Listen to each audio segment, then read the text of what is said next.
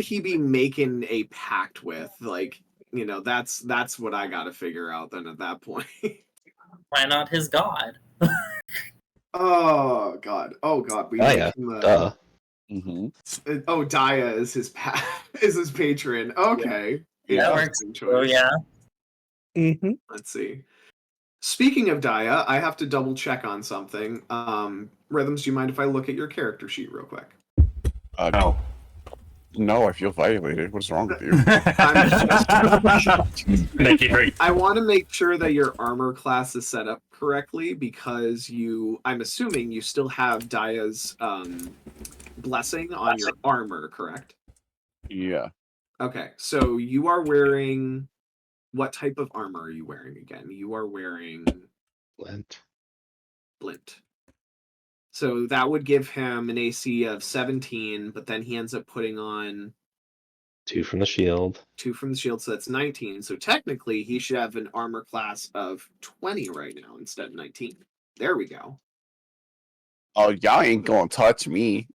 I have to crit to be able to hit you with pretty low attack ones. Well, also remember, I did use my channel divinity turn undead, so they have to run away from me. Yep. For 1 minute. And do keep in mind that instead of going in and manually changing the AC, you can actually create an AC modifier, call it what the bonus is, and just toggle it on. Yeah, I'll have to do that later. Okay. Oh, I did forget to roll for Blue's random effect for today, though. What? I didn't roll for it last time. Yes, you did! You said you had it, but you wanted to wait until something happened when we get there.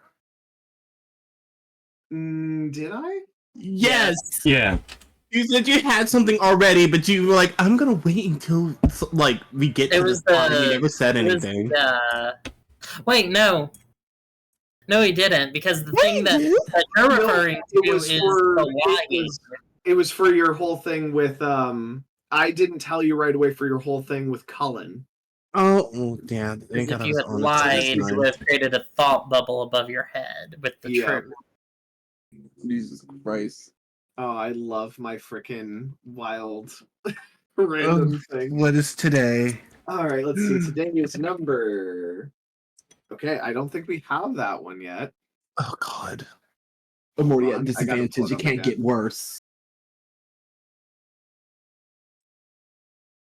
Take me a second here. Let's see.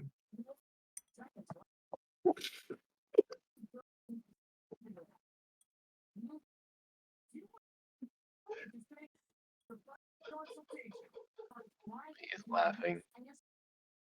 Oh, this is amazing. Cannot be worse. Oh, what is it? What is it? He can't control how loud he's talking.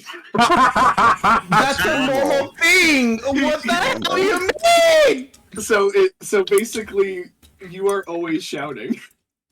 That's normal.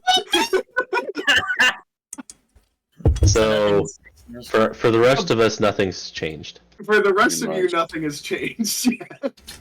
That's a normal thing. Everybody else, though, will be like, why is he shouting? What do you mean, why is he shouting? This is his normal tone of voice. Exactly! It's not even different, it's just normal! What's gonna be great is it's like, I'm gonna go ahead and scout ahead. It's like, it's like... Well, basically like this. I'm like, oh, we should sneak up. I'll sneak up first! So, question, Niku. What's that? Can your characters say create walls? Create walls? Sorry, my tongue is kind of... Create walls? I don't think so. The only thing I can think of is like the spike pro thing, but that's it. But that's not a wall. To start things off then, so that brings us basically to the town. You guys started investigating the town. You noticed that a lot of the doors and windows were boarded up. You heard noises. You decided to investigate, and you were caught by these things noticing your presence. And that led to you guys having to start a combat. So, are you all set then, Niku? Yeah, I'm already recording What are anyway, you- so Awesome. So, what are you gonna do to start off then? nothing. Nothing. What do you mean? He's going to watch Jasper get Uh, overrun. I Not gonna didn't lie. use. Very real quickly, I didn't use Zephyr Strike as my attack, so do I still have it? You use Zephyr's Strike to be able to get away, and your Zephyr Strike stays on until one, you choose to drop it, or two, you choose to add on the extra damage from Zephyr Strike to an attack. Well, it says concentration of 1 minute, so I don't know how long one turn is. One turn is like Is 6 5 seconds. seconds or 6 seconds. Thank you. Oh, okay. Then yeah, Although although combat feels like it takes forever, yeah, your turn is literally 5 seconds. yeah, no, it was, Like it's short. yeah, I think I'll just do a arrow, bow and arrow. Yeah, I can't talk. Fucking Christ. Yeah, Alright, bow and because arrow strike. yeah, along with the Zephyr Strike bonus on it, Okay. because I haven't hit anybody with that damage yet. Cool. So which one are you striking at? Oh, I could give myself an advantage on a weapon attack. Oh shit, let's go.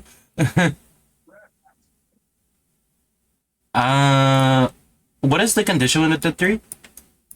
They have Um, away from me for 1 minute. so the one that is right here, that one has gotten hit once. The one that's down below, that one's gotten hit twice. And then the one that's up there hasn't gotten hit once yet. I'll hit the one that I haven't been hit yet. Okay. So you go ahead and you strike that one, make an attack roll. It's gonna be advantage because Zephyr Strike lets me. Yep. Yeah, I'll just 18. 18's a hit. Uh, So go ahead and give me damage. 11, and also with Zephyr Strike, I think I got another D8. Yes, D8. Yep. So then just roll a d8 and we'll add that on. 16. 16 points of damage. All right. So 16 points of damage on that one. And make a save. And then yeah, make a wisdom save as one of the little pods on it shoots off in your direction and bursts and spores are everywhere. Does it go over the roof? So the range of this thing is actually able to get up there. Yes. Okay, cool. Wisdom saving throw. Yep. Wisdom saving throw. Oh, we finally have a failure. Damn, calling me a Okay. failure. So Niku, What's it? or I should say this for say, who's a person that in your life you cared immensely about and they are gone? Oh, fucker. Okay. Who's a person in your character's life that you cared immensely about and they are no longer in your life? As in dead? As in dead. As in dead. Just wanted to make sure, because that could mean like 2 or 3 different things. I don't really have that much backstory with I Say, gave you but that opportunity. but I'm just based on the information that you guys know of and such. I would say the hunters that you know of. Yeah, because I think they got caught in like a illness of different sorts. Okay.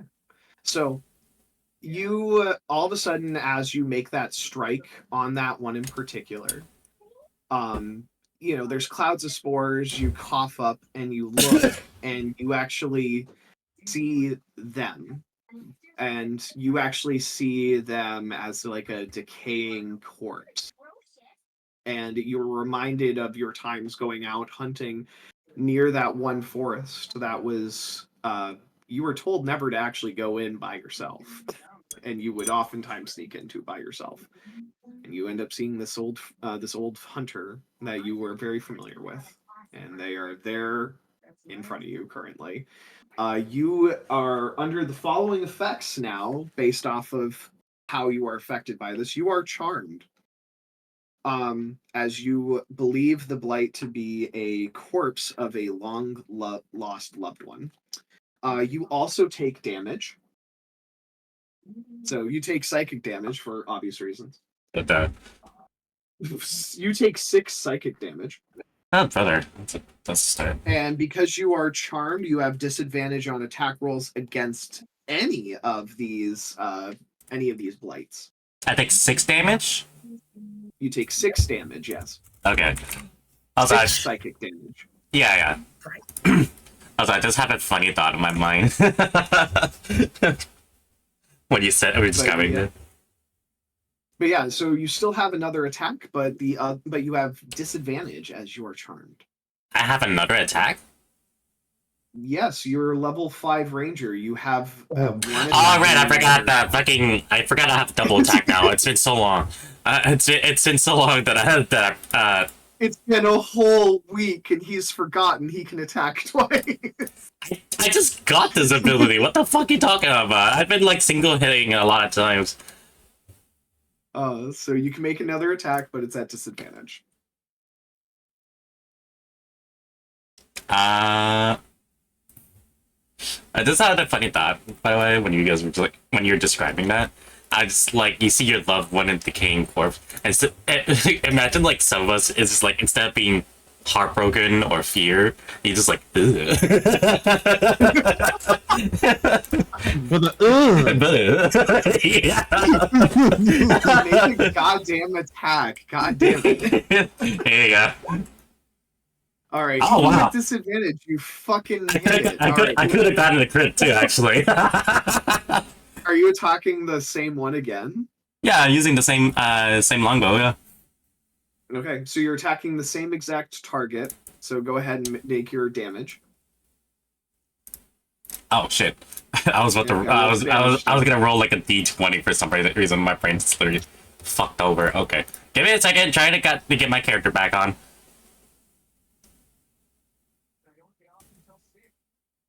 Roll 20, please let it load. Roll 20, please let me load. Let me load. No. Oh my god.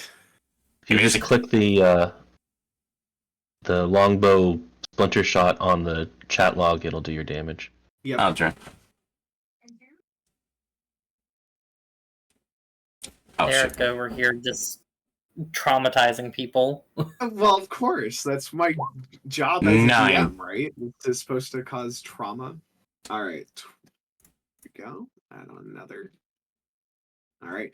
As you go ahead and you shakily hold your bow out, you trying to remind yourself it can't be them, and you go ahead and you take another shot, and you end up seeing literally as you nail another shot into a friend of yours from the past. Are you moving at all, or are you just staying there? I'll just. Oh, I can't. Oh, yeah, that's right. Because for some reason we can't move our shit. So. Yep, I changed your token, so your guys' tokens work again, but I did have to put them up in the spot, so I'll have to move them for you. I'll just go just a little bit below. Just to go down a little bit. Yeah. All right. That gets us to then our next one. That one is dead. That gets us to Alessandro. Wow. What are you doing? Alessandro. This one here. Hi. Hi. I'm gonna take your head off with this fire whip, thanks. All right, make an attack roll. That's a fucking hit. All right. So then you end up doing, as we know, you're doing double damage because it's fire. That's minimum damage, assholes. Minimum damage. That's still 16 points of damage. If I did my math right. It could have been 22. I'm annoyed. Well, This is Sinzin for you guys. He gets upset when he's doing minimum damage. Even if I Alright. just rolled a 2, I would have been like, oh, okay. I That hate one rolling looks- ones. That Hate one it. looks really roughed up, by the way. Well, let's find out if this is effective. Vicious mockery. Yep. Are you a corpse, or is it just Tuesday? Oh, Jesus. All right. I have to double check here. Are they immune to psychic? They are not. What the fuck? All right. Surprising. You might very well insult a corpse to death. Wow. Although it kind of They failed. Okay. So 5 psychic damage. Wow. It kind of makes sense since they use psychic damage with their spores.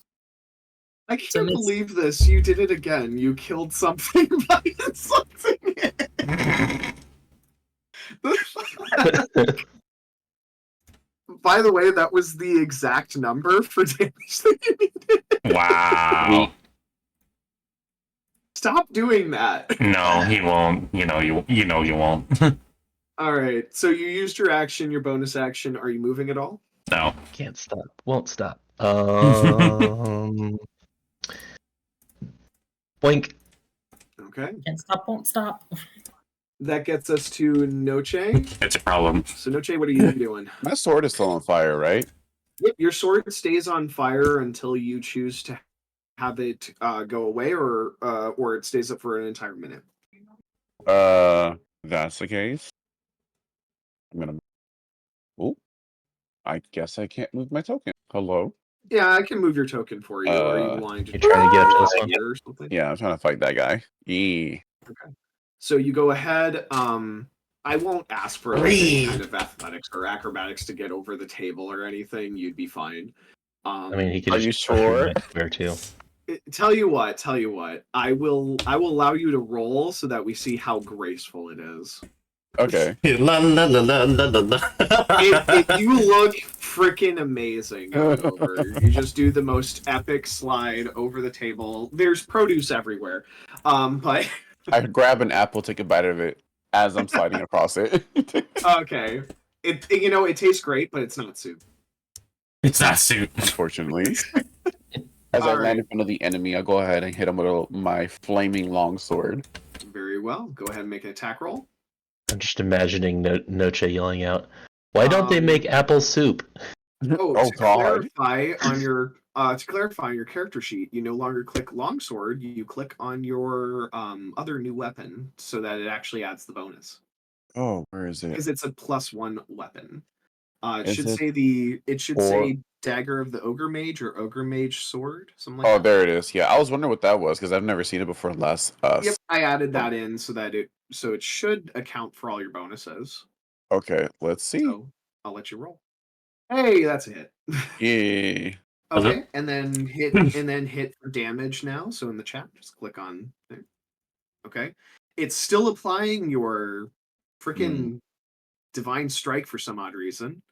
Unless you really want to use a spell slot right now, you'll be doing double 8 damage. So Well, unless you really want to use this spell slot, you want to use a spell The slot. thing or is, no? I don't think it would kill it, so I don't want to waste it. Just yet. I want to keep my spell slots for a big boss, so pretty Okay. okay. So you'll do 16 damage then. Period. Cool. All right, and Now, you can attack swing again. again. Wow. Attack again. Oh yeah, that's right. I can't I? Yes, Yeah. you have Shit. extra attack as well. You fuckers can attack more than once. Isn't I that sure great? that forgot. Just make sure you uncheck your divine smite. Oh. Oh yeah, I I'm gonna say- forgot that we can attack twice in a row. Yeah. Hack this fucker to bits. Turn them into. Good. Oh, that's another hit. Yeah, buddy. Yeah, boy. All right, not as much damage, but you did still do a solid 10 more damage to this thing then. What's it looking like? Because I literally just chopped one of his legs off. Definitely. It's looking very roughed up as, again, your damage now is fire damage. So instead, every time you slash at it, it just ignites into fire, and you see all the tangled roots kind of burning, and the whole thing is like getting engulfed in fire. Period. I mean, wait. Alright. Sorry, in character. In character. Wait. Period. Anything else that you're doing? You moved, you attacked. You can still move more if you wish, but I'll ready my sword, and then I'll keep on guard. okay. That gets us to the one that is dead. That gets us then to Lucid. What are you doing? I'm in range to hit. Oh wait, hold on. Let me mark it. Am I in range to still hit this one? Are you like still using your sling, or are you trying to move up? Using sling. You're in range to hit with your sling. Okay, because I didn't want to accidentally hit Jasper. If I recall, the range for a sling is 20 to 40 feet. Okay, good. Because yeah, like I said, I didn't want to accidentally slap Jasper with it because he was tall. So I want to make sure I can hit it. You should be fine. They don't have rules like that in D&D 5e that you should, thank God. unless like there's like a homebrew rule where it's like, oh, you rolled a 1, you might hit your teammate, but I don't do that. Let's hope that never happened. All right, well that's a hit. I'm gonna throw like the apples. You just keep throwing fire apples at the. Yeah, like I'm not gonna waste my ammo. Screw that. Okay, the range is 30 to 120 feet. Thank you, Sensen. Oh wow. Okay, awesome. So yeah, I'm gonna use that. All right, so go ahead and give me damage for your chroma cloth then. Watch it burn. Extra 10 damage. This thing is looking really bad. It's still standing, but barely. No, I'm still Which, by the standing. way, does Blue remember Remember what? that you also have extra attack? Oh yeah, of course I do. Like I've always been having extra.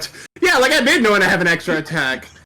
It just means I have more attack because of my ability of being a monk, so I can just hit even more. But that's if I use key points. So another sling attack, or are you moving in to punch? I don't want to touch these people. Touch those things. I don't know what they have. They look unclean. I mean, granted, I'll twerk on one of them because one of them in the picture did look attractive. But oh my lord! Shut up. Same one that you just attacked, or a different one? Me too. same bro, me too. one. Same one. Okay, that just barely hits. Burn, bitch, burn! All right, so you guys just see like 2 flaming apples fly through the air, hit this thing as it just continues to get engulfed in flames, and this one also dies.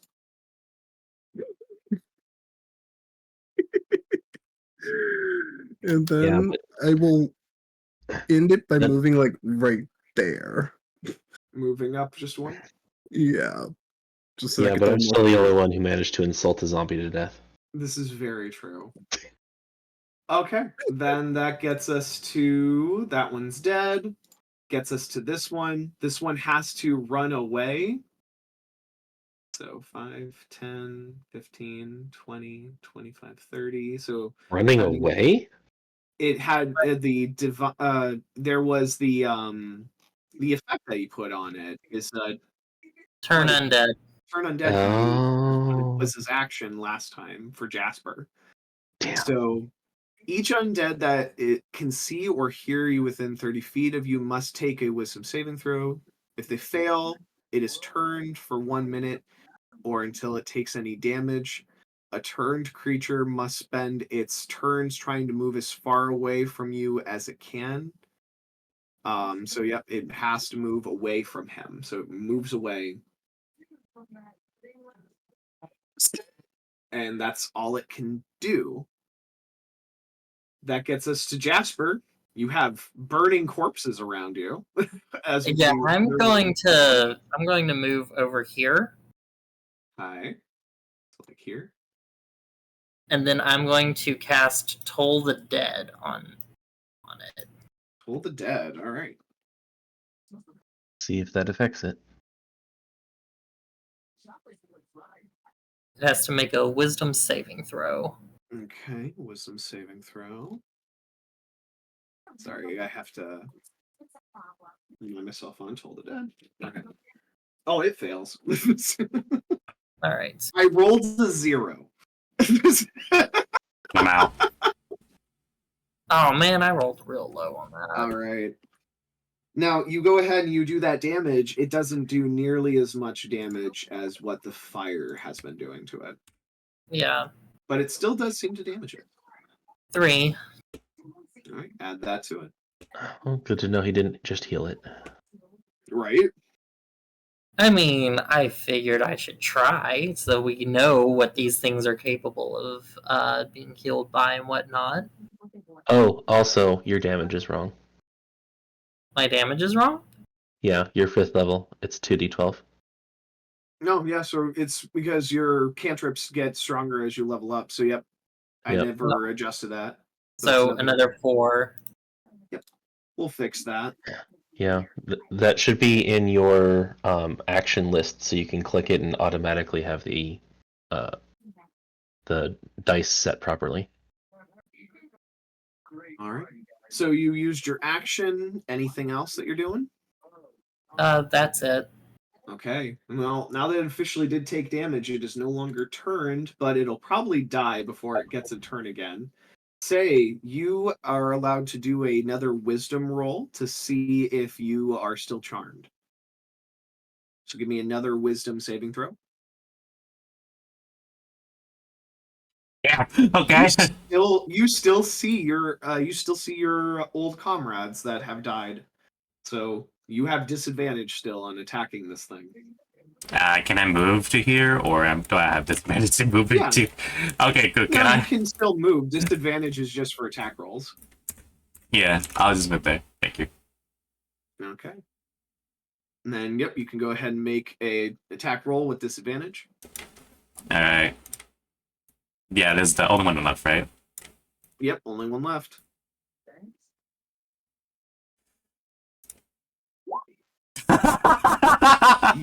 Two. What is wrong with you? Go ahead and roll your damage. God damn it. Lamau. Oh, I finally get the effect to work, and it does jack shit. Lamau. It doesn't work to me, boy. 12. All right, 12 points of damage to this thing.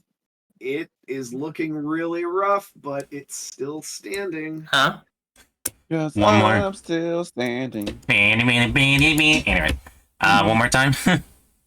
Yep, so attack again. Oh my god. What the fuck? Oh my god. You have disadvantage and you're still rolling over 20 for both of your fucking rolls. Roll your goddamn damage. 5. It's still alive somehow. Oh, that's funny. I literally just cooking Erica without even trying to. Damn it. The fuck? Anyway, that was your action. You moved a little bit. You can still move more if you want. Anything else you're gonna do, Say? No, I think that's it. I think there might be a reason why he's like this, but I'm just guessing in my head. Yep, you're able to constantly tell yourself that's not your friend, and you just keep focusing and you're just trying to take this thing out. Yeah, just them telling me to remember what the hunters are, and just kind of yeah, and put that in mind before you're like taking a shot. Yeah, or you really didn't like this guy. Alessandra's turn. You move up. On a Tuesday. I crack the fire whip and Can the whip Missed. reach that? Oh, you were using firebolt. I was very confused. All right, so firebolt misses. Anything else you're doing? what? Dodging my attacks? Take it like a well. I guess you're not a man anymore. Oh. Oh. It succeeded. All right. Those words weren't harsh enough, apparently. Okay. This is where you kill it, and then you realize there's a dead woman in there. Wow. Well, I guess I was right. Oh. No, Jay. It's Lord your have turn. mercy. Sure. Let's see. Sorry, I'm a little like shook on that one. Let's see. You say it, Legion. I quickly I mean, you could just run up and start hacking at it if you wanted to. really could. You Like, actually would be outside of the range to be able to reach it by just moving. And so Well, what? You No know what problem. is Have it? to use- You know have to what use is range. it? What? My shield. Okay.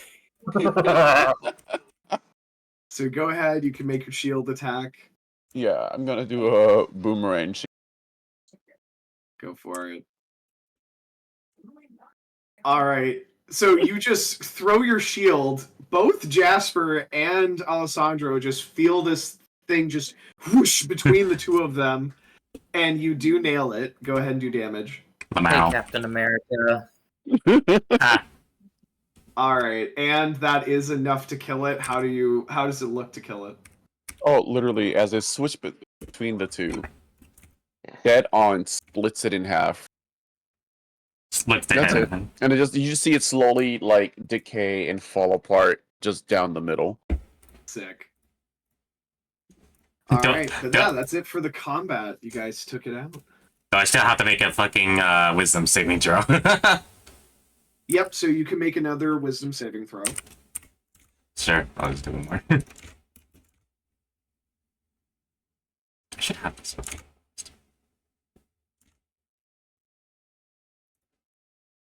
Oh, oops. I did not mean to do this. So it's fine. You would have failed either way.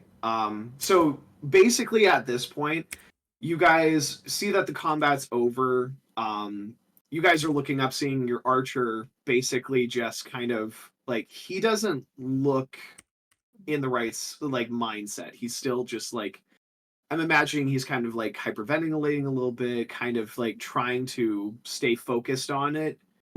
Doesn't look quite like he's seeing what he should be seeing. Like, he looks delirious a bit. He's just here to huffing. Overall, eventually you do come to your senses, because eventually you'll have to fix the save. Or it actually does go away in about a minute. Yeah. So it does last for a minute, or until you actually pass the save. So eventually you do come to your senses, but you guys do notice that he was actually affected by those spores. I'll just watch and make sure that he doesn't like fall off the roof until he comes to his senses. I jumped down. He jumped down. This is spite. You're just gonna jump down. Okay. Let's see. Fall damage. How's that work again?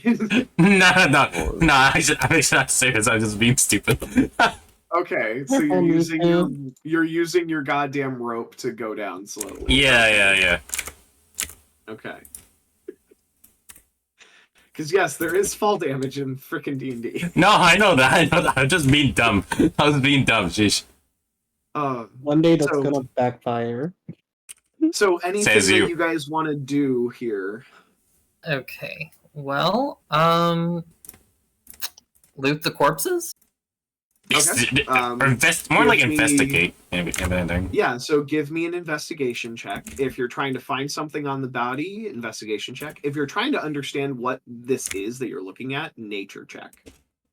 Ooh. I'm going to use guidance and do a nature check. Go for it. You're gonna loot the body. Okay. Yeah, 14. nature check. 14. Double checking here. Okay. 9. So, for our nature checks here, you just barely got it, Jasper. Damn. So, you needed that guidance to just barely get it. Anyway. So, you're looking over this, and you're looking over the actual plant itself. It is a grotesque, massive bark and vines that is just wrapped around a dead body. as you look closer at it, you notice that this creature is blighted. So basically, it means like it's a corrupted plant. And then as you look it over more and more, you notice there's something very specific about it that gives you the sense that it's a shoot from a larger plant. Fuck. And you also notice that, and you kind of look over the spores that you were kind of like, what was going on with that? You notice these are probably the main defense of these things is that it shoots off these spores in response to it being attacked. Great. Help! Okay. So I'm going to recommend we burn these things into piles of charcoal. Should we do that in a safe place so it doesn't burn up the goddamn market? No, we don't want to risk moving these things. We need to just burn them. Well, the good news is it looks like where we are now, the ground is stones. Yes. Yeah. So it won't spread in around the town or in the buildings. It shouldn't. As long as you have it contained in some sort of way, you shouldn't have any embers fly off and hit any buildings, hopefully. Nope. Okay. But yeah. Well, Alessandra will just start piling firebolts into the bodies, and if sparks start looking like they're going to get away, he'll use prestidigitation to pull them back. I was about to say, I can just like extinguish anything that gets out of the way. Okay. You guys go ahead and you spend some time just kind of burning these bodies, making sure that whatever this is not going to continue to spread beyond these bodies in particular. But the fact that you know that these are not the source definitely sends a couple of like signals through your brain, Jasper, as you're just like, okay. Well, they came from this direction, so I said we look over here. Okay. Yeah, we definitely need to try and find. Where? Are you trying to remember the person you're supposed to contact? Yeah, I have it written down. It's fine. You have the letter Ursula still. Algar. There you go. Ursula Algar. So you guys go ahead. If you wish to investigate around that area, by all means, you can roll an investigation check. Sure, I'll cast guidance and do that. Okay. Yeah, you guys are free to investigate in the area that you had seen them go from. I'll keep an eye out with perception. Very good. 21. Of course, I rolled a 1. The smell of the burning dead bodies plus the wood in general is just kind of overpowering your sense of smell, and it's just making it hard for you to focus at the time. Jasper, as you are looking things over, you're noticing that this tree in particular that they were nearby does not seem to be blighted yet. This one, right? Yep, so that one in particular looks to be a normal tree currently at this time. So this was not one that they had come from, but you do, and it does actually give you a sense of like, okay, at least this tree here isn't blighted. If they had a blighted tree in the middle of town, that means that the situation would be far more dire. Yeah. But otherwise, you go ahead and you, as you're kind of looking around, you do also find a sign that points you off to where you are supposed to go. You do find a sign that says this way to the Iron Spoke, All right, which is that's where Ursula is supposed to be at. All right, sounds like a good direction to go as any. So let's head that way. Cool. All right. So you guys go ahead and you gather yourselves, make sure that you're doing all right, making sure no one's too badly injured, etc. Lay of hands? Anybody? No, I'm No? good. Okay. Hands. I'm literally just imagining it's just like Noche is just like lay on hands and he's like ready to bitch slap someone. You said you good? Oh, you can lay your hands on me anytime you Gives want. a thumbs up, refusing to speak because of what today's events are. I love how Alessandro's just like, you can lay your hands on me anytime. Here's the thing, Noche, knowing him, he probably wouldn't understand and take it literally. So Yeah. that would not end fortunately.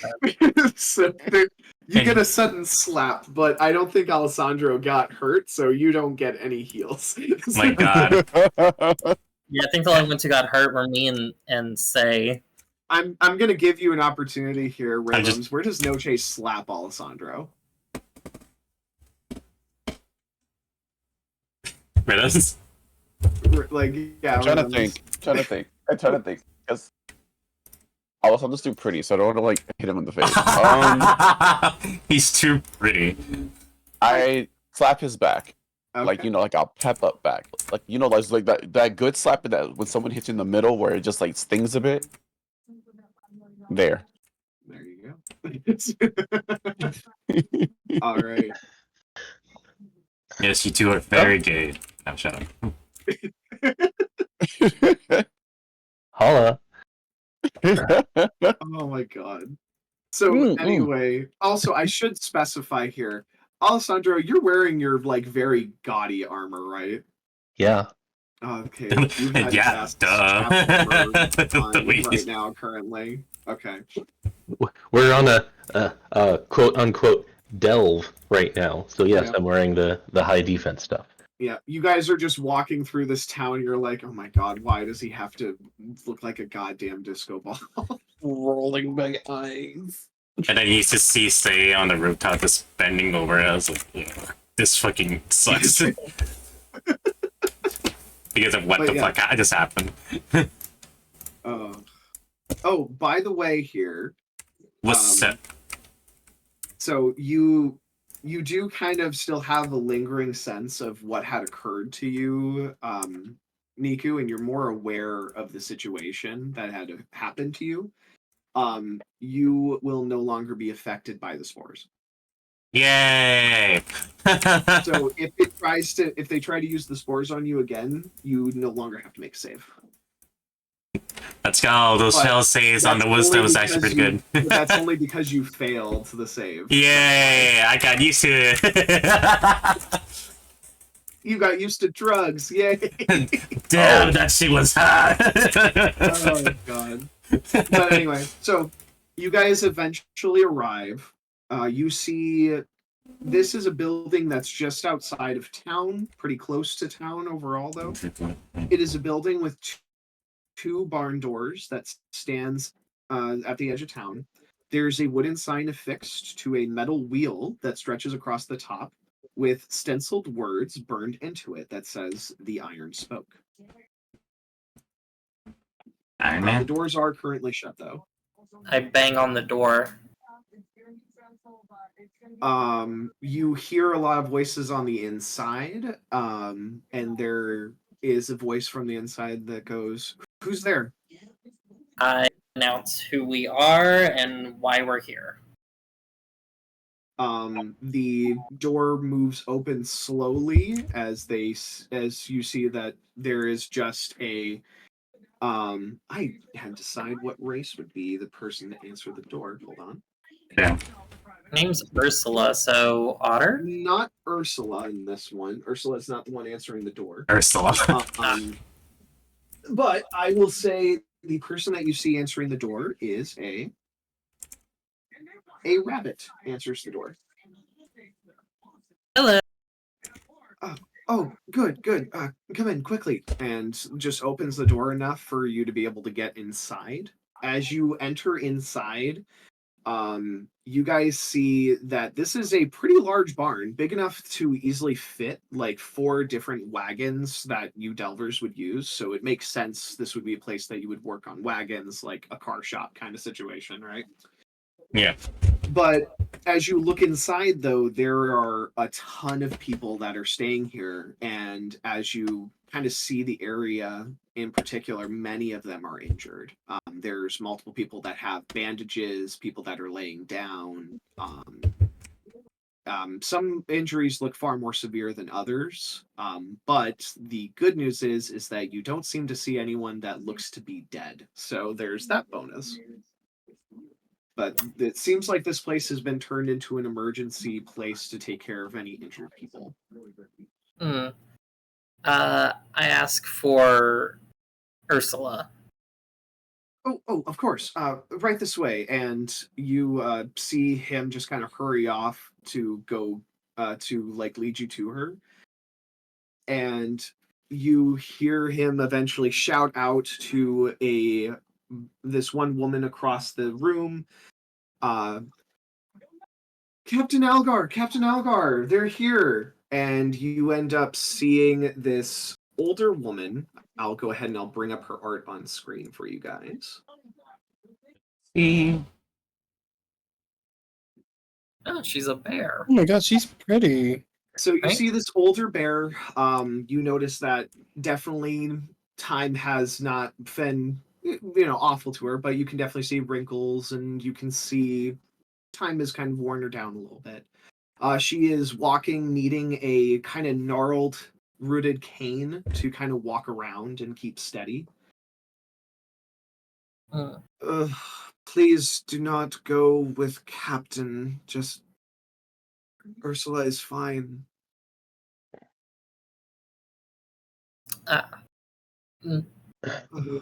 Ursula. We are the Delvers who decided to take up your request. Do you mind filling us in a little bit what's going on here? Like we fought some tree zombie things, some undeads, in the town square earlier and burned the bodies so that they couldn't come back, but we really need some more information about what's going on here, if you can provide us with. She nods. Thank goodness that you had finally arrived. And I'm sorry that you had to deal with more of them, but I'm glad that many of them have been put to rest. We don't know the full situation. A few days ago, we started to notice a couple of the trees nearby starting to die. And then we started to see more of these creatures wandering the woods. We kept the town guard available to keep them at bay, but it seems that their numbers continue to grow. I was eventually put in charge due to my experience and people knowing me quite well here in the village, but I am no captain. I am no military leader. I am just well trusted by the public here. I don't know really what else to do at this point besides keeping the people safe and keeping them healthy if need be. And I needed to reach out to the scouts, to the Delvers, for help and aid. Would you mind if I take a look at some of the injuries that the people have to assess? Course. I would greatly appreciate that. However, before you do that, this pertains to what you wish to do. I would wish to speak to all of you privately, without others overhearing. This is a matter of quite importance that I do not want to have overhearing ears. Very well.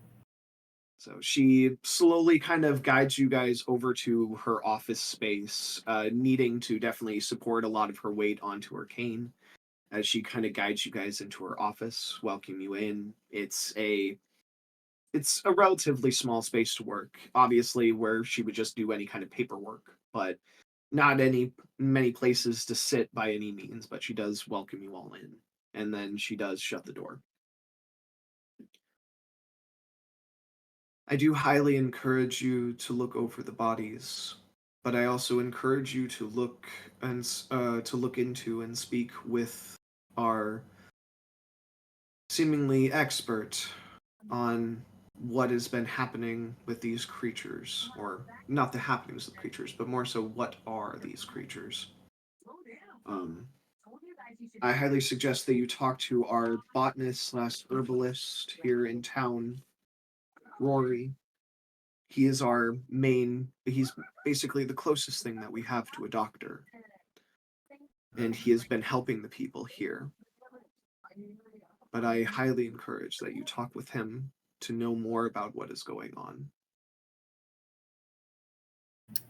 Very well. Is he located in here, or is he elsewhere? He is here in the building. He is taking care of those that are injured. The reason Then- why I've wanted to pull you off to the side and have a private conversation with all of you. Many suspect him to be the one behind these things as well. Well, we can definitely suss out whether that's true or not.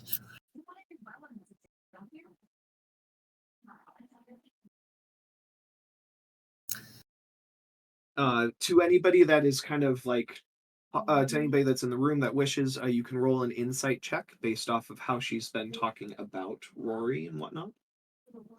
Sure, and I'll use guidance. So feel free to do an insight check, anyone.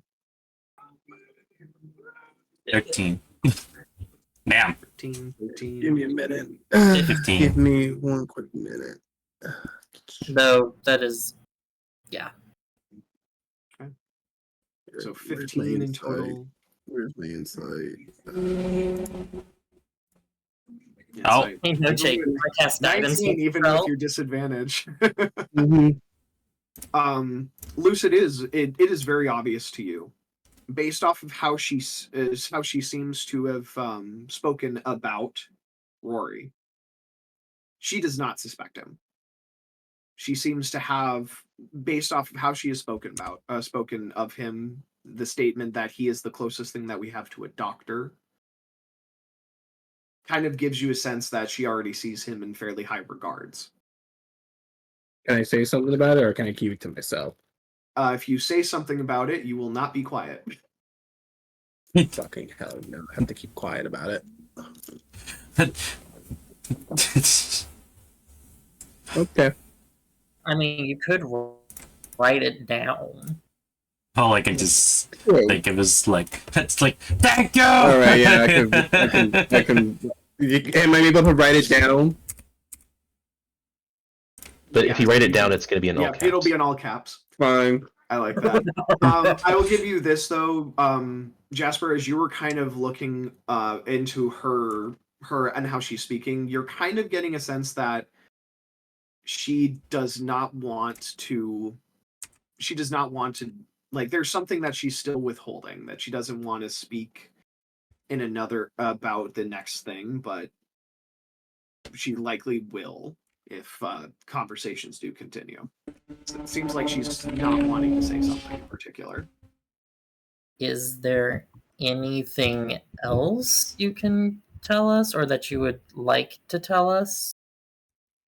Holding back information is only going to make things harder. Like that. Yes, I think she believes that he's good, but she's hiding something. The fuck.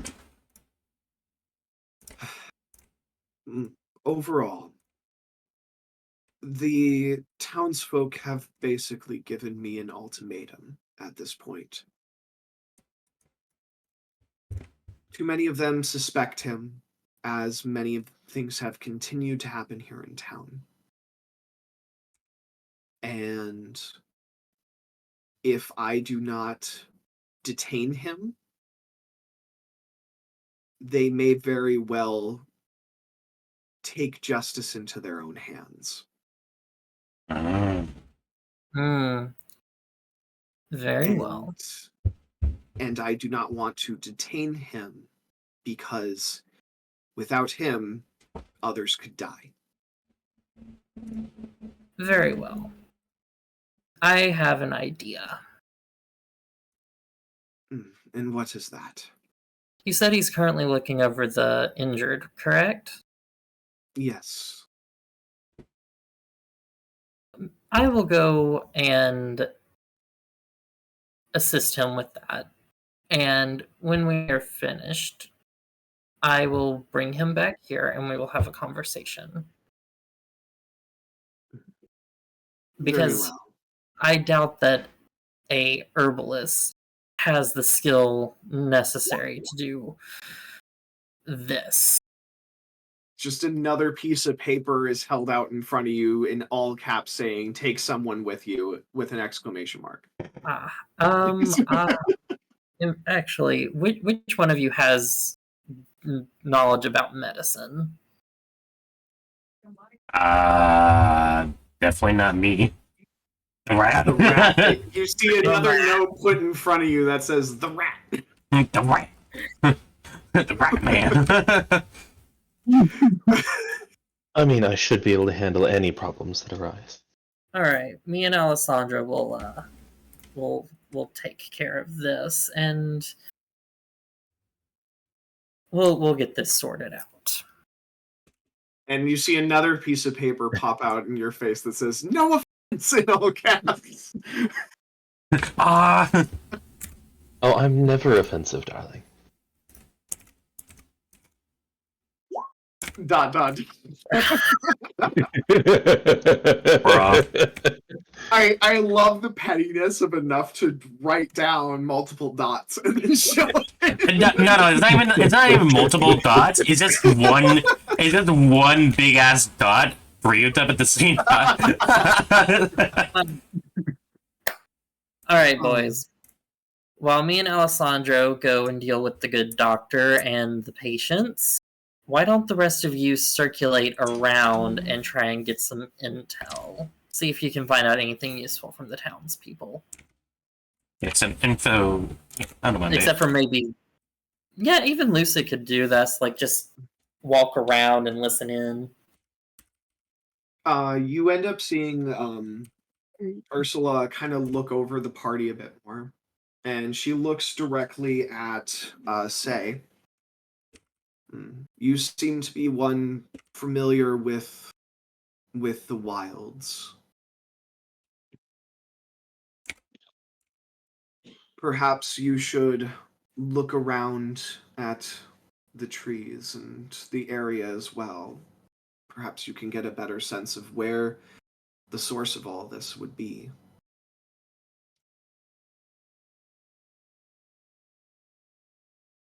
Saying this to Say, by the way. Sorry, I was gonna do something just now, but I wasn't paying attention. What's up? I'm so sorry. She suggested to you that someone that is familiar with the wilds might be able to figure out where this is even coming from and get an idea of where to investigate if you were to look around the woods more. Oh, I just gave it a thumbs up. I was like, oh yeah, I'll definitely do that. Especially after I got off the high drug that they gave me. So.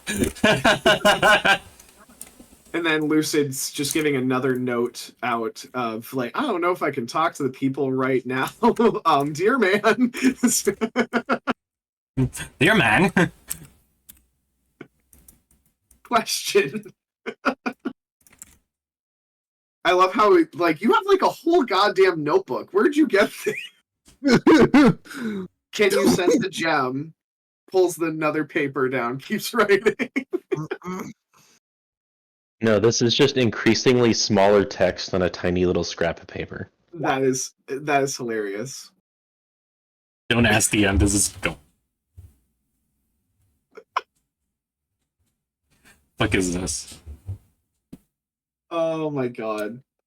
So roll a perception check if you wish to try to see if you can sense a stone nearby. Jasper. Jasper. Gibby. Sorry. That's too as done as that. I'll come back to Jasper later then on that. That made me So seem better. Oh, right. So in the meantime then, to those of you that are wanting to talk with the townsfolk, give me a persuasion check to see how well you are doing for kind of talking in a polite manner. Lucid, if you just kind of talk with somebody, it's more of like an intimidation check. What are you guys talking about? And you can say, I was like, thank you! So, I have So it's returned the to perfect alignment. gift for it. so to those wanting to talk with the townspeople around and figure out more on what's going on, give persuasion check. Except Lucid, it has to be an intimidation check. Shouting. Alright, let's just see here. You are so Lucid goes around. You guys see him shouting at somebody, and they're just running away. Bruh. I'm going back to the notepad. Going back to the note. Oh, did I use my Kagome senses? Go for it. Perception check. I will use guidance. That's fine.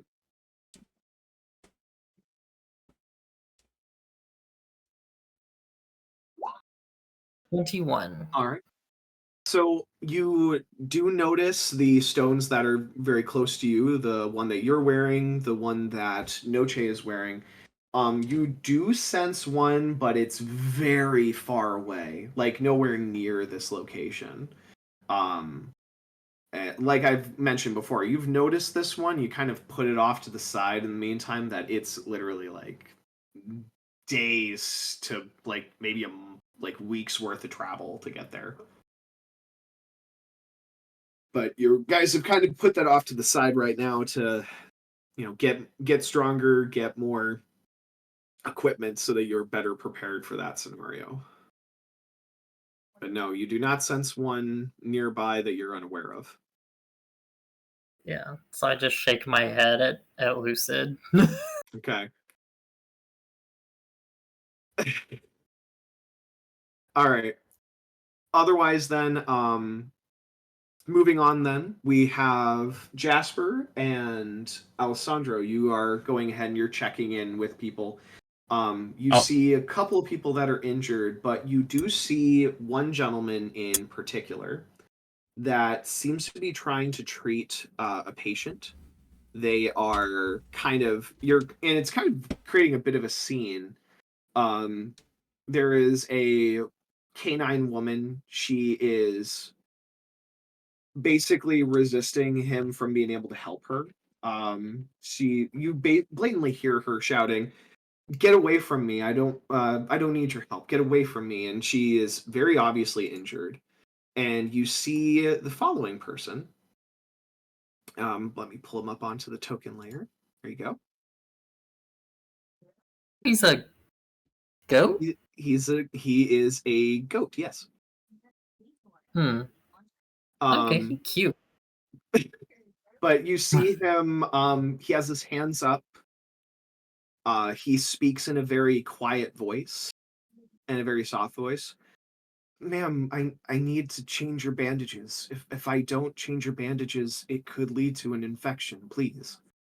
And she is still just like resisting. She's kind of just telling him to go away. He is not touching her. He's keeping his distance, but it seems like things are getting worse as he's trying to calm her down. Ma'am, he's telling you the truth. We have here a cleric of Dramphine. He can observe and ensure that nothing unusual happens if you wish, but we do need to get your bandages changed. Persuasion check, Alessandro. Watch you get a natural one and still pull it off. Nope, he rolled a freaking 28. She takes to heart what you end up saying. "Fine, but please keep a close eye on him." He ends up looking at you both a bit confused, but he then moves to focus on the patient. He is slowly taking off the bandages, and there is a sudden look of expression that you notice in his eyes as he's looking over her wounds, Jasper, as you're kind of keeping an eye on him. If you guys look down at her wound, give a perception check. Yes, and I will be casting guidance. Okay. You don't need the guidance with your roll, but that's still fine.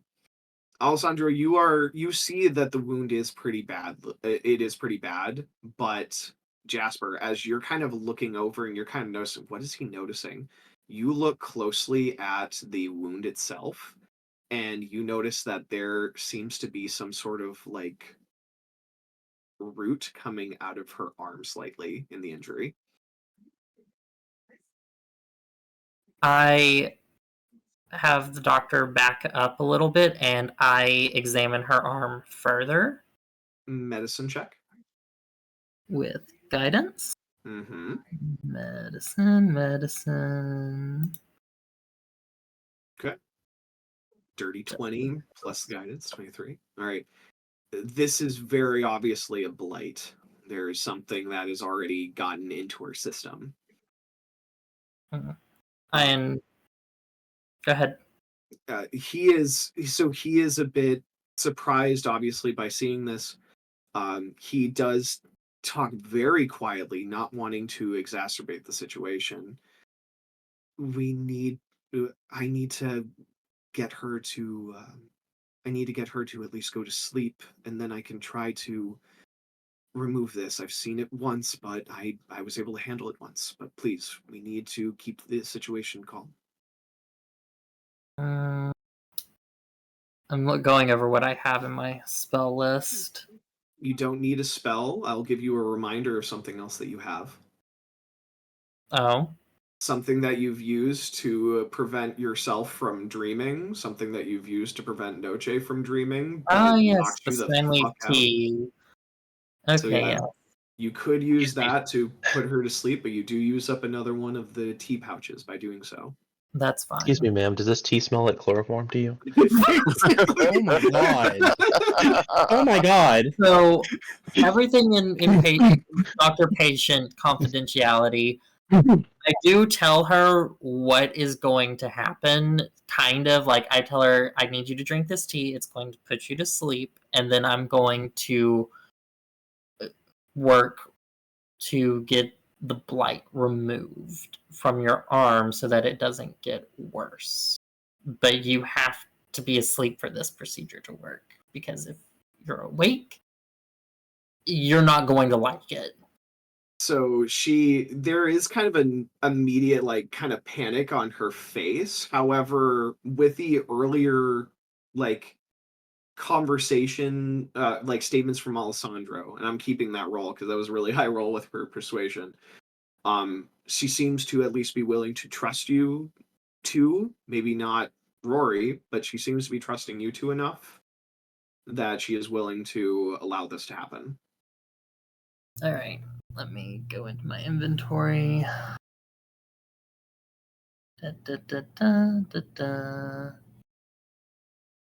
Oh.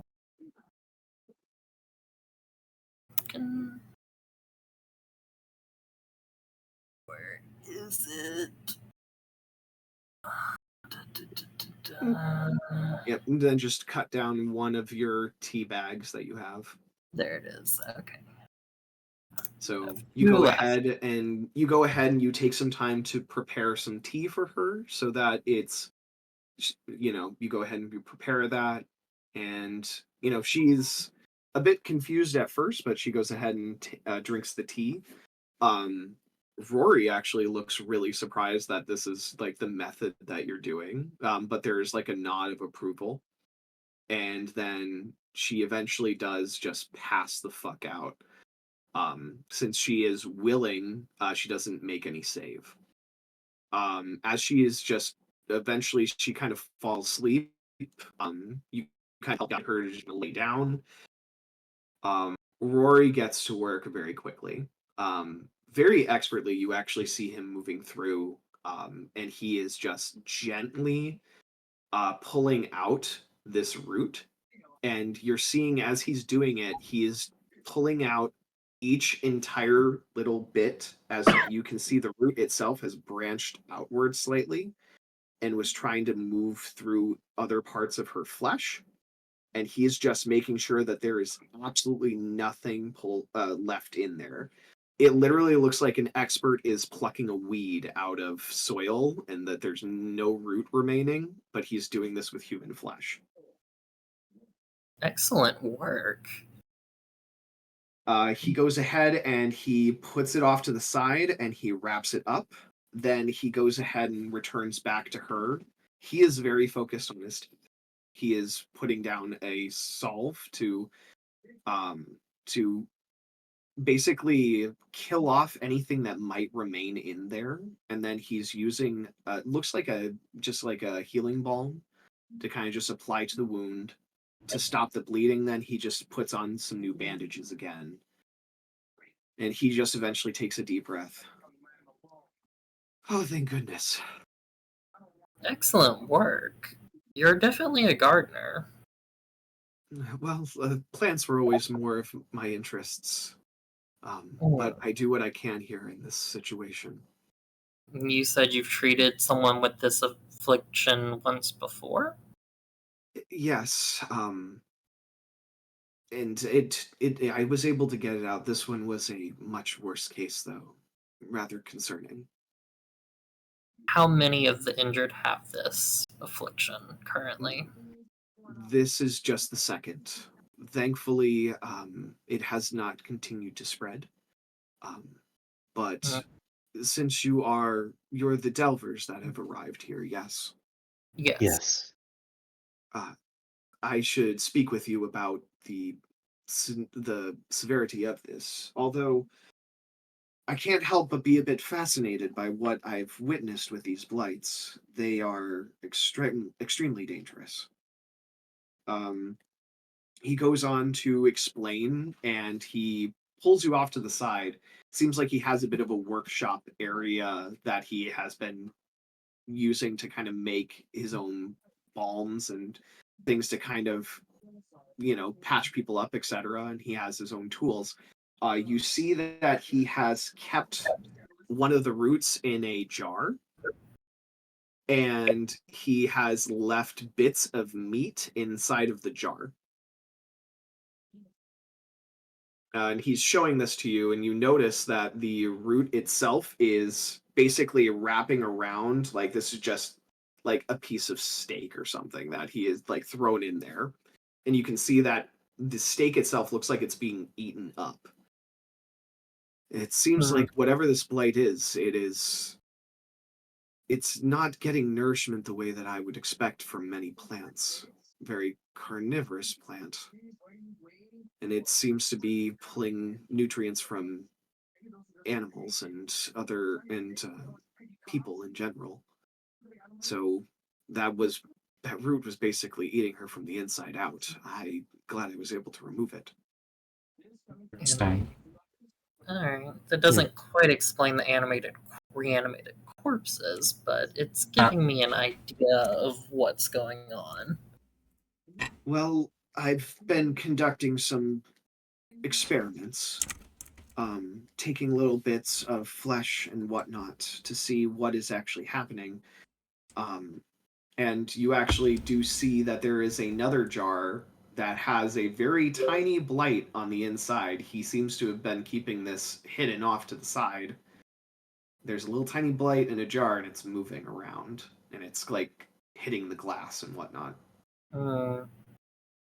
It seems that once it gets enough nourishment, it uses what remains as a host, a way to be able to travel and collect more nutrients. Rather disturbing, although also fascinating. I can't help but still be interested in what I'm seeing here as a botanist, but this is indeed very concerning. Things are making more sense when it comes to the corpses that were covered in plants now. Alright. Question. When did that first case of blight show up that you know of? He thinks for a little bit, It's been about since Captain Algar ended up sending the letter. It's been about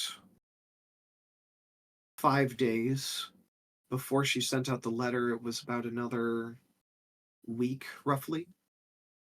And is that about when the trees started dying? I did notice one tree, one tree near town, to the east of town, that seemed to have been starting to get blighted and to die out. But this was, yes, roughly near when the attack started happening. Do you remember which tree it was? Yes, but this was one that was near town. Whatever this is, I don't think it's coming from that tree. No, but it's coming from the direction of that tree. Yes. Okay. You clearly have nothing to do with this. What do you mean by that? Well, judging by the reaction that that woman was giving you, she clearly thought that you had something to do with what was going on.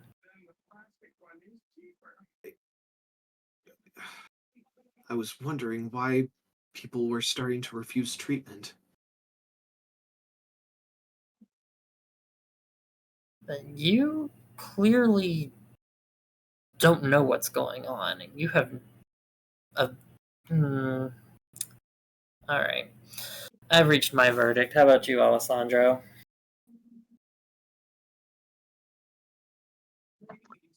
Well, besides being cute, I think he's perfectly innocent. Very well. Time to make an announcement once we talk to Ursula again. By the way, immediate blush to the cute statement.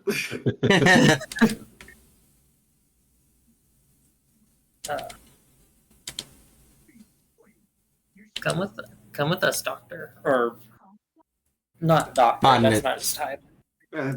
I'm just an herbalist or a botanist, whatever you prefer. Yeah. What was his name?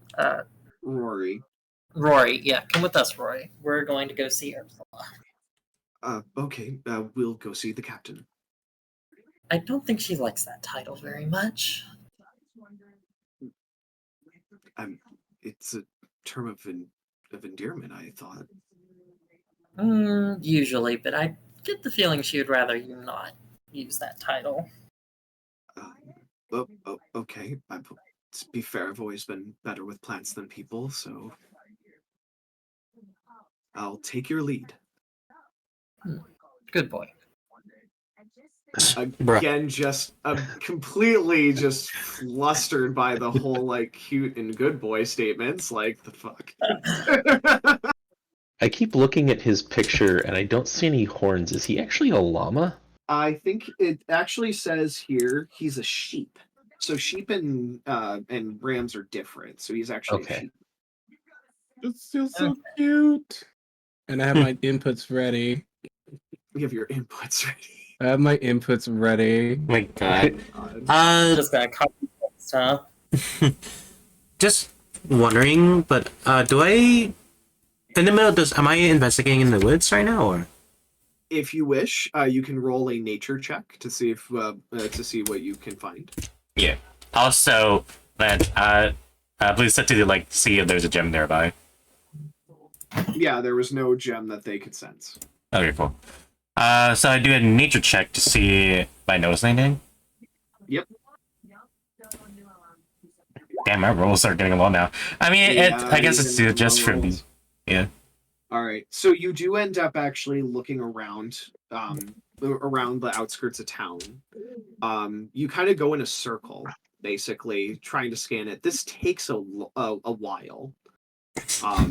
And you're doing your best to like keep your presence like unknown, just in case if there's more of these things nearby. Again, it's like you keep going, you're like, okay, this seems normal, Eventually, you get to the east side of town. Multiple trees don't look right. They are just immediately dead. Interesting. You go ahead and you look over them a bit more. They are sickly and twisted. Leaves are gone completely. It's very noticeable. I don't. And I'm guessing I don't notice any like animals or anything life, like just anything life stuff around there, right? Sure. Go ahead and give me a perception check to see if you notice any like wildlife, etc. Damn, you're making me roll these things.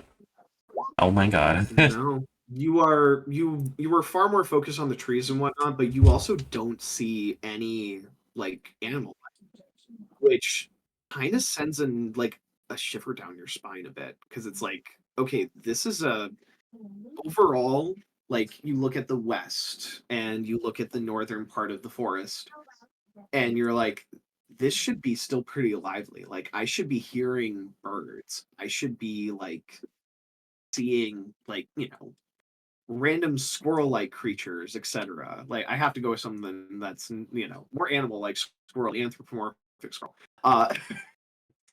Yeah. But you're not seeing any of that, and that just kind of is just sending a signal to you that something's definitely not right in the eastern part of the woods.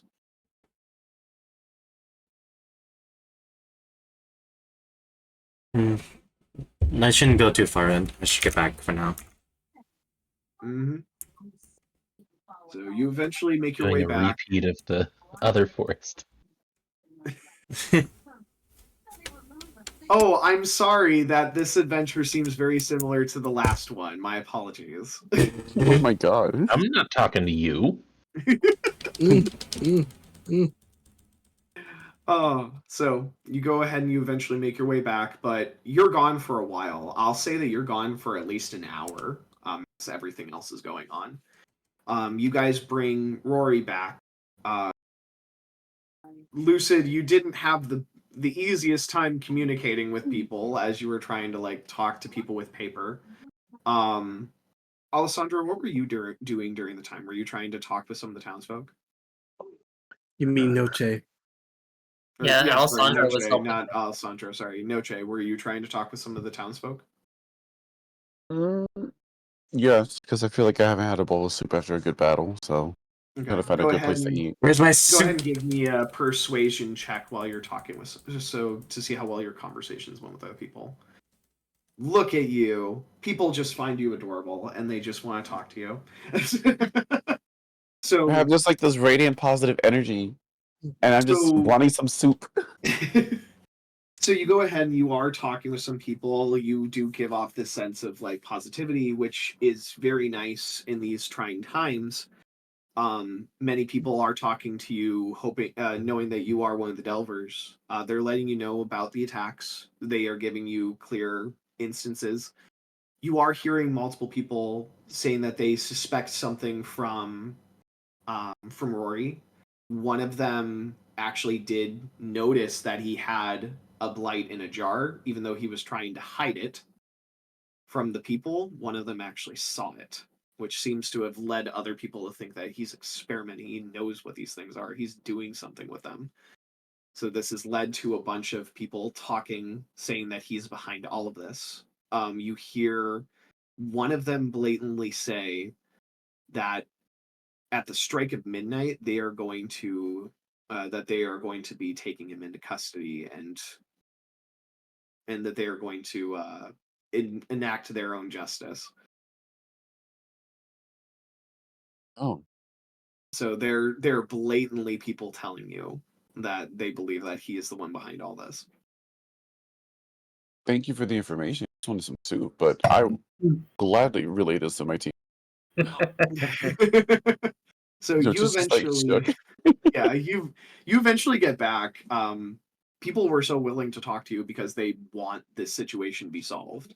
Mhm. So you go back, and you guys are all in Ursula's office, except for Say he's still investigating. Looking around. Yeah. Great. and we just kind of, I guess, report to each other and Ursula like what we found out. Question: is the sheep there too? Yes, we brought yeah, it with Rory us. was brought with. Oh, perfect. I can send Rory this. seems very concerned about people likely taking things in their own hands here. To keep track of the time here on things, it's still pretty early in the morning. I'd say that it's about like, let's say you guys arrived early in the morning. We'll go with like 7 o'clock in the morning into town. You guys have been here for at least an hour. So we'll say it's about 8 o'clock at this time. They've blatantly ended up saying the whole fact that like you guys have until midnight until they take things into their own hands, which has Rory very concerned. Lucid giving a a piece of paper to Rory. A pleasure to meeting you as well. He is a bit confused. Why is it all in caps? It's a whole thing. Don't worry about it. Don't worry about it. He, Um, trust me, this is better than if he were to try and talk. He's got a bit of a terse situation going on here. How you doing? Fucking he just writes cursed. Sorry. Oh. Well. So, what is our plan? Ursula. She kind of gave a raised eyebrow of like, he almost called me captain. In the end, I feel like for your own safety, Rory, we may need to detain you so that then people aren't going to hurt you in any instance. But I worry that other people's lives will be at risk. You're the closest thing to a doctor that we have.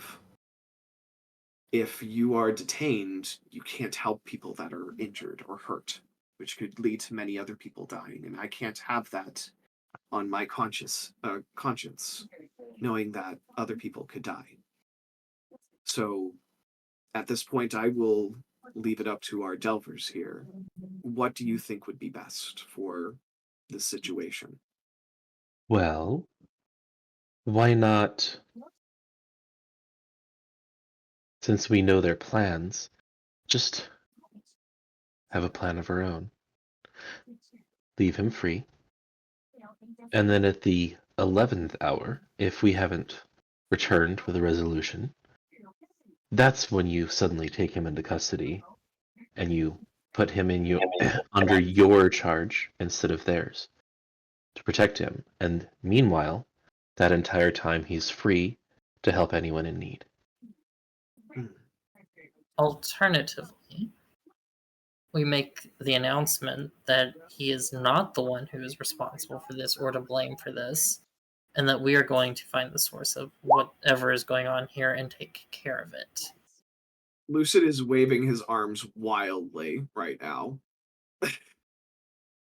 Well, it definitely got my attention. What is it, Lucid?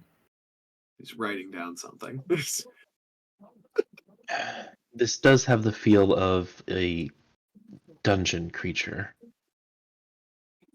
Oh, most certainly. He mentions the innocent guy that the cards told you about. Yes, it is. Yes, So, definitely. there's a good chance that we're going to find a boss in the woods, and when we take that out, it should cause everything else to start falling away. It should be noticeable relatively quickly. Yes.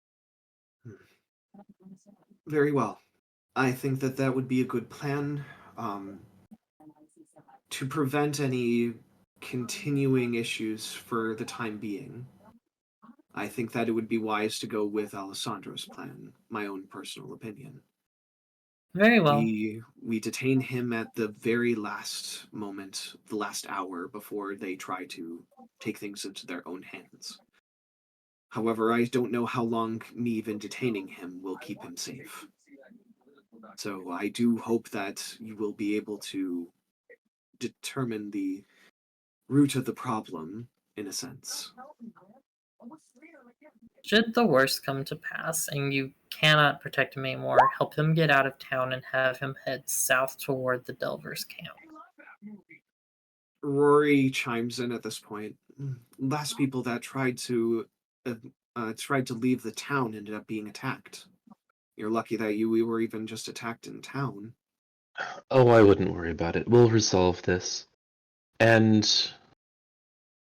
we'll do it quickly. Okay. Yep. Well, If nothing else, if we do have to spend another day here, I'll come back and get you out of town. Rory seems a bit nervous, but he does follow people's lead. Very well. I hope that you all end up handling this situation quickly for Rory's sake. Yes, because I get the feeling that even if you detain him, if the attacks continue, people are going to start calling for more drastic measures to be taken. This is just an in case to buy us a little bit more time if something's going on. Noche's just slurping his soup very loudly as you guys are having this conversation. Bruh. I'm listening, but I have no input, so I'm gonna start my suit. I'm nodding and agreeing with both of you. That's all. I still think that we should make an announcement saying that we're going to take care of the issue. I will make the announcement. It's best that you all hurry up quickly and be expedient. If they end up asking you more questions, you could stay here even longer, giving you less time. This is true, and that's exactly what I was hoping you would suggest. Well, All right then. be quick, Shall we? please. Oh, Noche, you're gonna need to hurry up and finish that. Without a hesitant second, he swallows it whole, and my cheeks expand. But I take one big gulp and run towards you two. Ready? Okay. Just the big lizard jaws opening. Oh. He doesn't only just eat the soup, he eats the bowl with it. And then I just pull out the bowl empty, spotless. Say hasn't yet, though, has he? Oh god. Say eventually comes back towards the end of your guys' conversation as you guys are leaving the barn.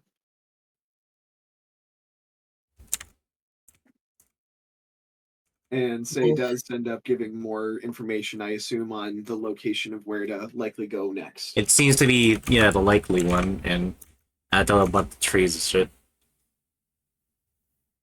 Well, let's get going. We have a cute sheep to save.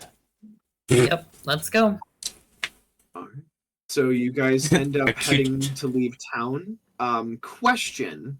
Are you bringing your wagon, or are you traveling in the woods on foot? Can our wagon go through those woods? Say would have been able to let you know that it will be tight, but you could take your wagon through the woods for a portion of time. I did armor it up, so we should be able to use it to weather some attacks if you guys want. That is an option, but we would have to abandon it eventually, which means one of us would have to stay behind to protect Hootie and Sky. I mean, we could just... We can park it, can't we? If it gets too much, and then we can come back for it. Wow, Jesus Christ! Wow. Oh, wow. So loud, no! Okay, no, no, we're not bringing my brother in there! Oh my god, you know how hard it is not to talk the whole time? Noche quickly clamps his mouth shut. Okay. But we... So Where we did could leave take the- Sky with us, and we could lock up the wagon.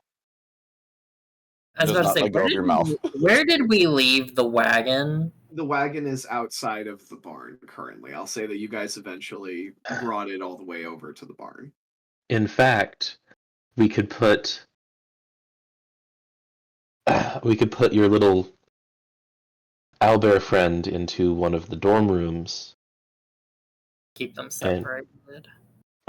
and those won't disappear. And those are a separate space and won't disappear unless everyone leaves. So, Oh boy. So you Okay. guys are going to leave the cart there then? Is that the plan?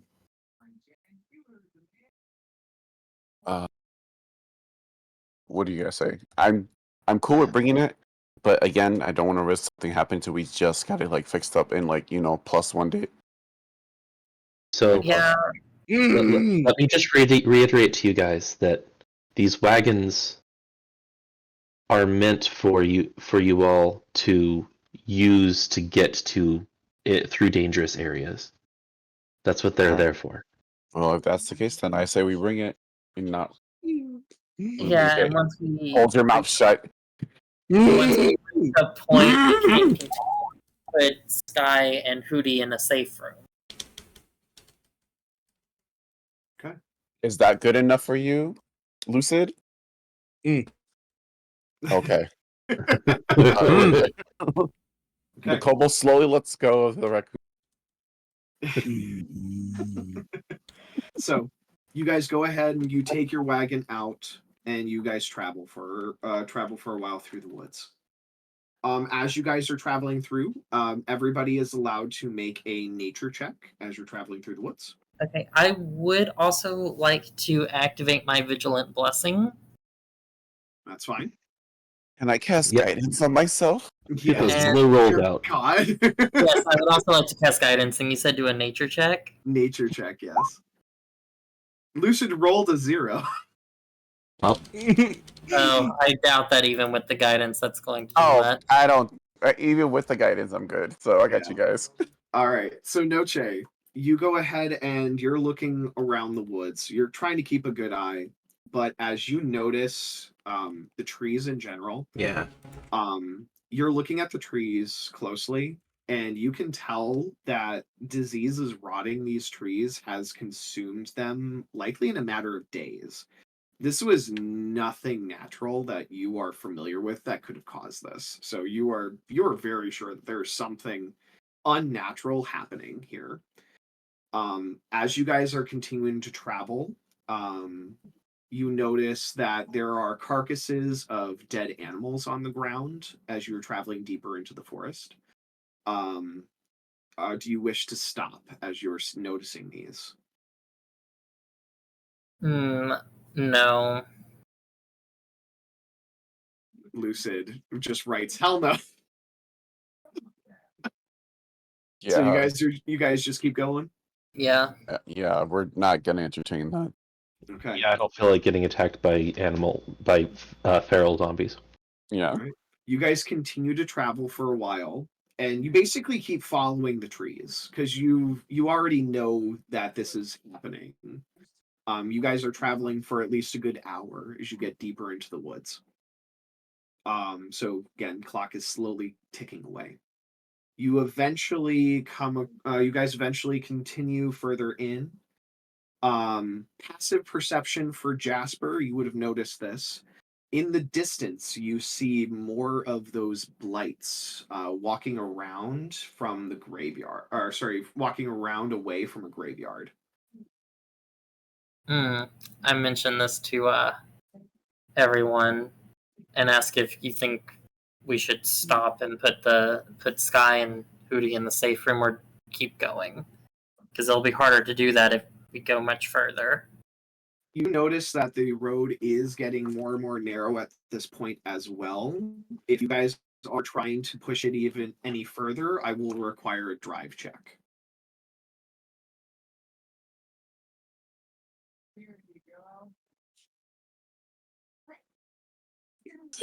Okay, so Luce is just like, no. Okay. Will anyone else have any input?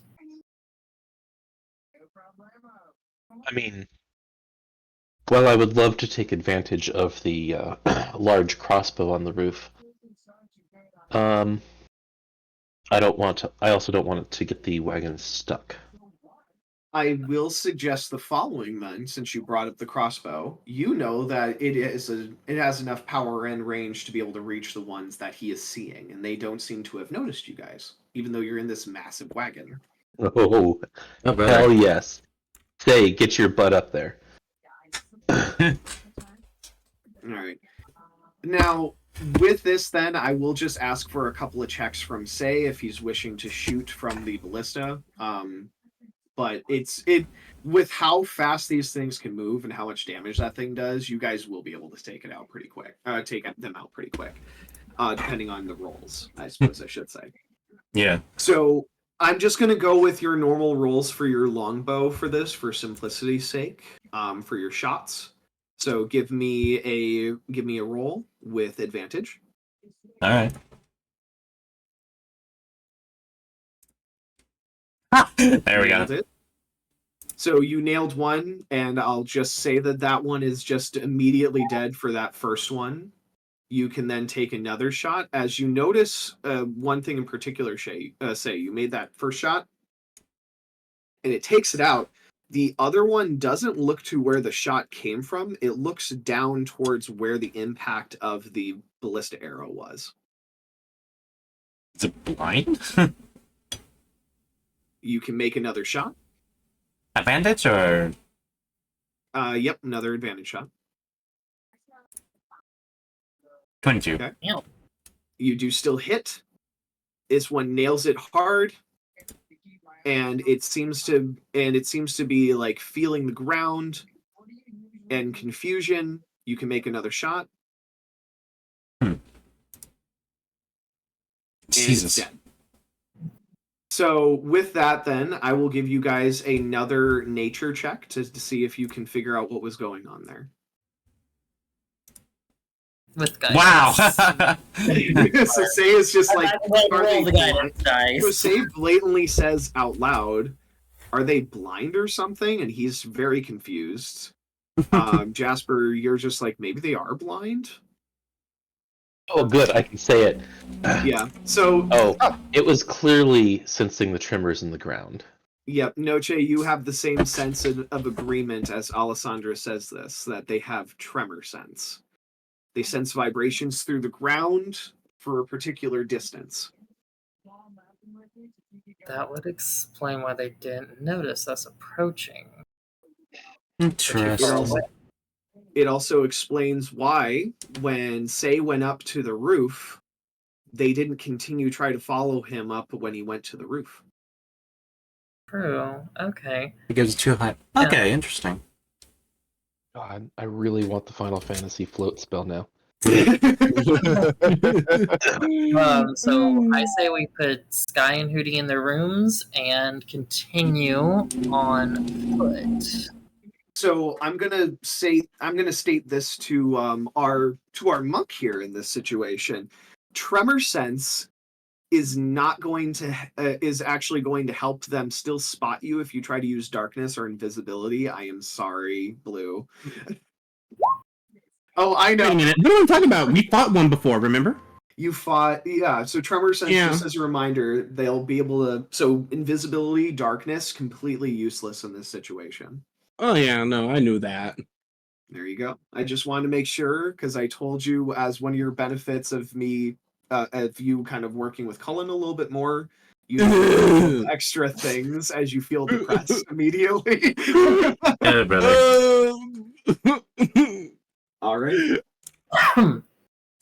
So you guys then go ahead. You secure Sky and Hootie into two separate rooms. I'm assuming then inside of your wagon, and you guys leave your wagon behind. This allows me to go to your guys's next map here. Then let me make sure I have it set up properly. Just to make this clear, that's 2 encounters that Eric had set up that one of them we bypassed and the other one we shot with a ballista. Yeah, kind of figured. Like it blatantly obvious corpses on the ground. Yeah, no. Like Period. we're up to Can we you. do it again? So actually, the corpses were just to help you guys understand more about the entities themselves. But if you want to think that you Mhm. outsmarted me in some sort of way, by all means. Mm-hmm. So Not saying here's- we outsmarted you, just saying so you guys go ahead and you abandon your wagon, and you guys start moving forward. As you guys continue moving forward, you see cracked and worn gravestones lie scattered around in a circular clearing up ahead. Bless you. As you guys are walking through, though, there are twisted, gnarly roots going throughout the entire area. And you guys see a titanic oak tree that rises from the center of this graveyard, at least twice as tall as the trees around the graveyard's perimeter. Its twisted branches looming high, reaching out like 1,000 claws over the glade. And I'll show you an image that the book actually gives us for this. Gee, you're not that old. What? Hold on. I didn't have this one ready to go yet. My apologies. I have to expand this one, make it bigger. If it'll let me.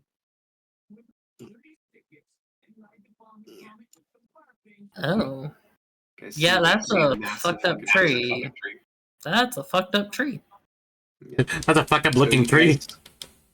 So you guys are in this graveyard. You see this massive tree. What do you guys do? Light it on fire. You're gonna Oh, light yeah, it on we- fire. Oh yeah, we gotta obliterate this thing. Like not a scrap of it needs to be left. They really beat the. Flames so hot, not even ashes remain.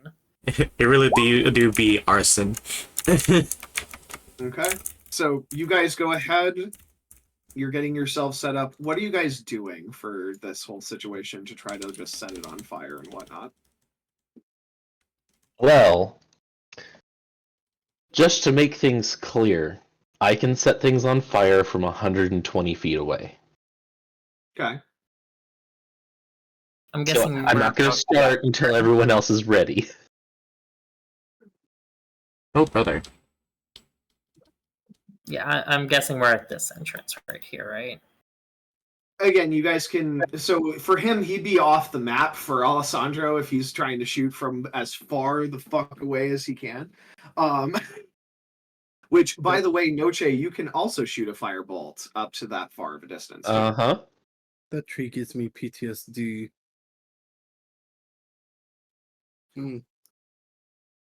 Just imagine the tree from Harry Potter. The Whomping Willow? Uh-huh. Oh, I was thinking from Fern Gully.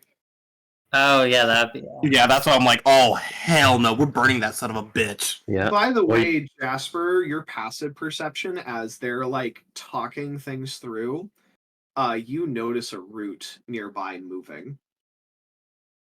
I blast it with my sacred flame.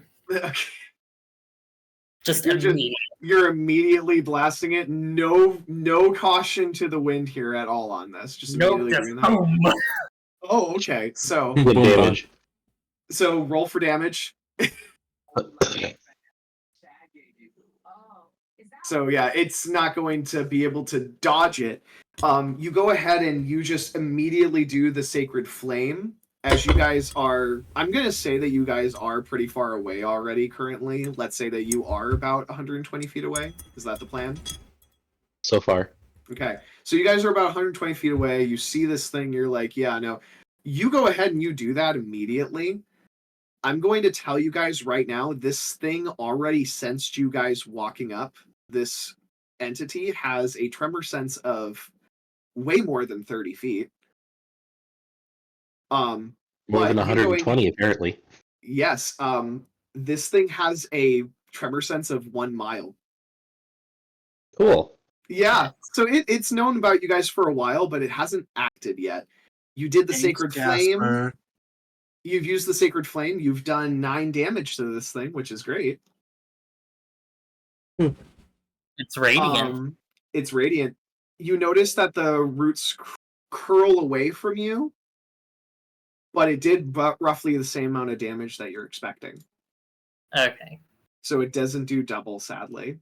But it does seem to do something to it though, but you're not sure what. As I'm gonna go ahead and put the tree on the frickin' token layer now, as I have to start initiative. As Thanks, Jasper. not only does that thing start acting, but you also see from the graves. This was going to happen as soon as anybody attacked this thing. So as soon as you attack, you see not just the tree is starting to respond as you see multiple roots across this entire area start to move and whatnot. You have not just one, not just two, but you have 4 twig blights pop up as well. Let me go ahead and put up the initiative marker. Yeah, sir. Yours also seems a smart one. What the fuck? And you guys will have to give me a second here. I have to delete these things here on the turn tracker. What the fuck, man? Put your tokens somewhere on the map for the time being. And then we'll have to account for the fact that you guys are not at that position yet. You guys would be off the map still technically. Yeah, And then once you guys have your tokens up, then please make sure that you click on your token and then click initiative. all right. Natural 1. Oh, And no. I have advantage thanks to my my vigilant blessing. So yes. well, it's gonna be hard to beat a natural 20. So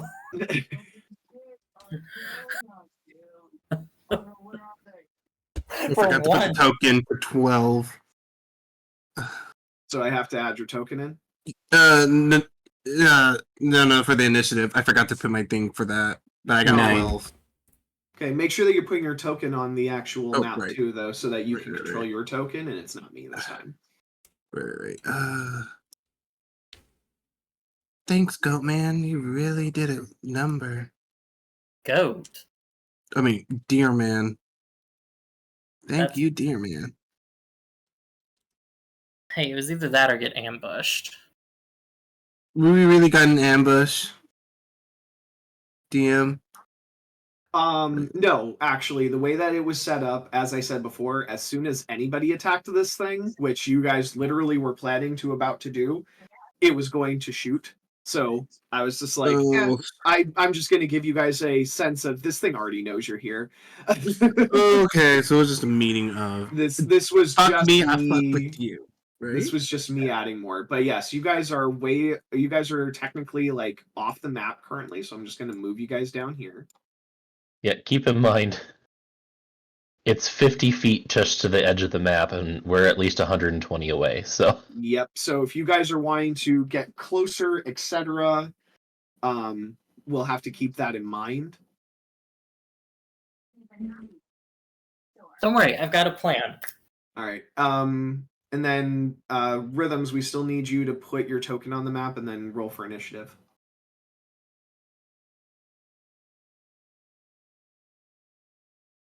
And Eric, you need to add Lucid.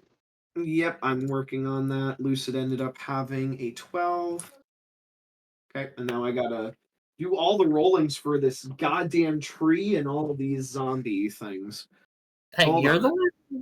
the one who decided to make so many zombies. You have no one to blame for that but Yep. yourself.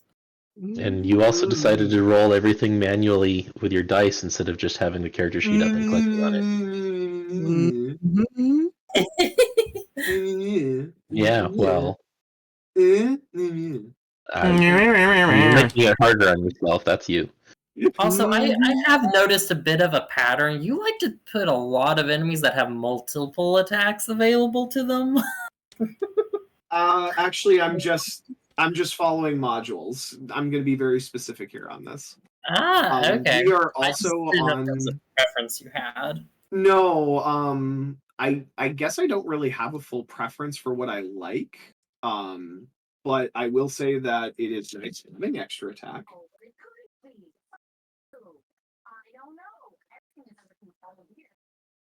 Man, these things did not roll high for their initiative, except for this one.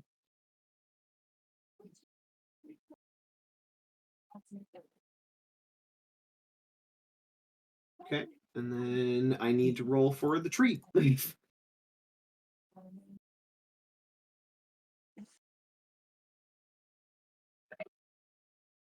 Ah, of course. How does the... Okay, this makes no goddamn sense. Can someone What? explain to me how a tree has a +1 to their dexterity? I mean, Nimble nature is vines and- power. I mean, You know, they're dexterous if because vines and stuff. Stuff like that. Uh-huh. Yeah, I'm still lost. Rhythms, have you added your token in yet? This must be a 5e module. I think he's doing something. I think he's still in the bathroom. Yeah. Uh-oh. How dare he need to pee or something? Well, You know I where? think You it's, find fried chicken in there? You pissed all it loud. says is BRB old man potty time, so I don't know. Oh, okay. Oh. So the prunes got to him. Got you. Mm-hmm. Well, I do not regret sending that message of the freaking dancing with the both making. Okay, so while we wait on him, here's what I plan to do, just to fill y'all in. I'm going to cast Guardian Spirits first, and designate y'all as to be unaffected. And then, as my bonus action, I'm going to cast Moment of Resolve, because it's a concentration spell, so that will help prevent me from losing concentration if I get hit. So basically just stay within 15 feet of me, and anything that comes within that 15-foot range will be blasted by radiant damage. Also, for simplicity's sake, and I haven't, this just makes sense, the gate that is on this map is actually open. It's not closed. I just couldn't find a better map than this one. I thought this was perfect for, a graveyard with a big tangled tree in it. It was Oh, just yeah. good. Well, my plan is to conjure a large ball of fire that will help guard us while I bombard the tree from afar. That's what I was suggesting. Y'all just bombard the tree and let me and everyone else take care of the smaller ones and, protect the group. Beautiful. Okay. But yeah, why don't we, I guess we still have to wait for not Alessandro. God damn it. We need to wait for Noche to be able to roll for initiative. Yeah. Nucci. Are we taking a little break? Yep, so short little break while we're waiting. We'll only get started with this combat, and we won't finish it for sure. Yeah, unfortunately. I'm gonna be very clear. You guys are not finishing it in 30 minutes. There's no way. There's absolutely no way. How to ramp up I'm or going to guess that the tree has an absolute metric fuck ton of health. Oh, it's worse. But I'll wait until you guys have to deal with it. Yeah, better. Oh gosh. But yeah, as we're waiting for Rhythms, how's everyone doing? Doing all right. Where? Oh. maybe I should. How far do- away is the tree from us? So you guys are currently 120 feet away. The map only goes out to 50 feet. Okay, but the tree is within 120 feet of us. Yes. Mhm. Okay, because I do have another option. Hi.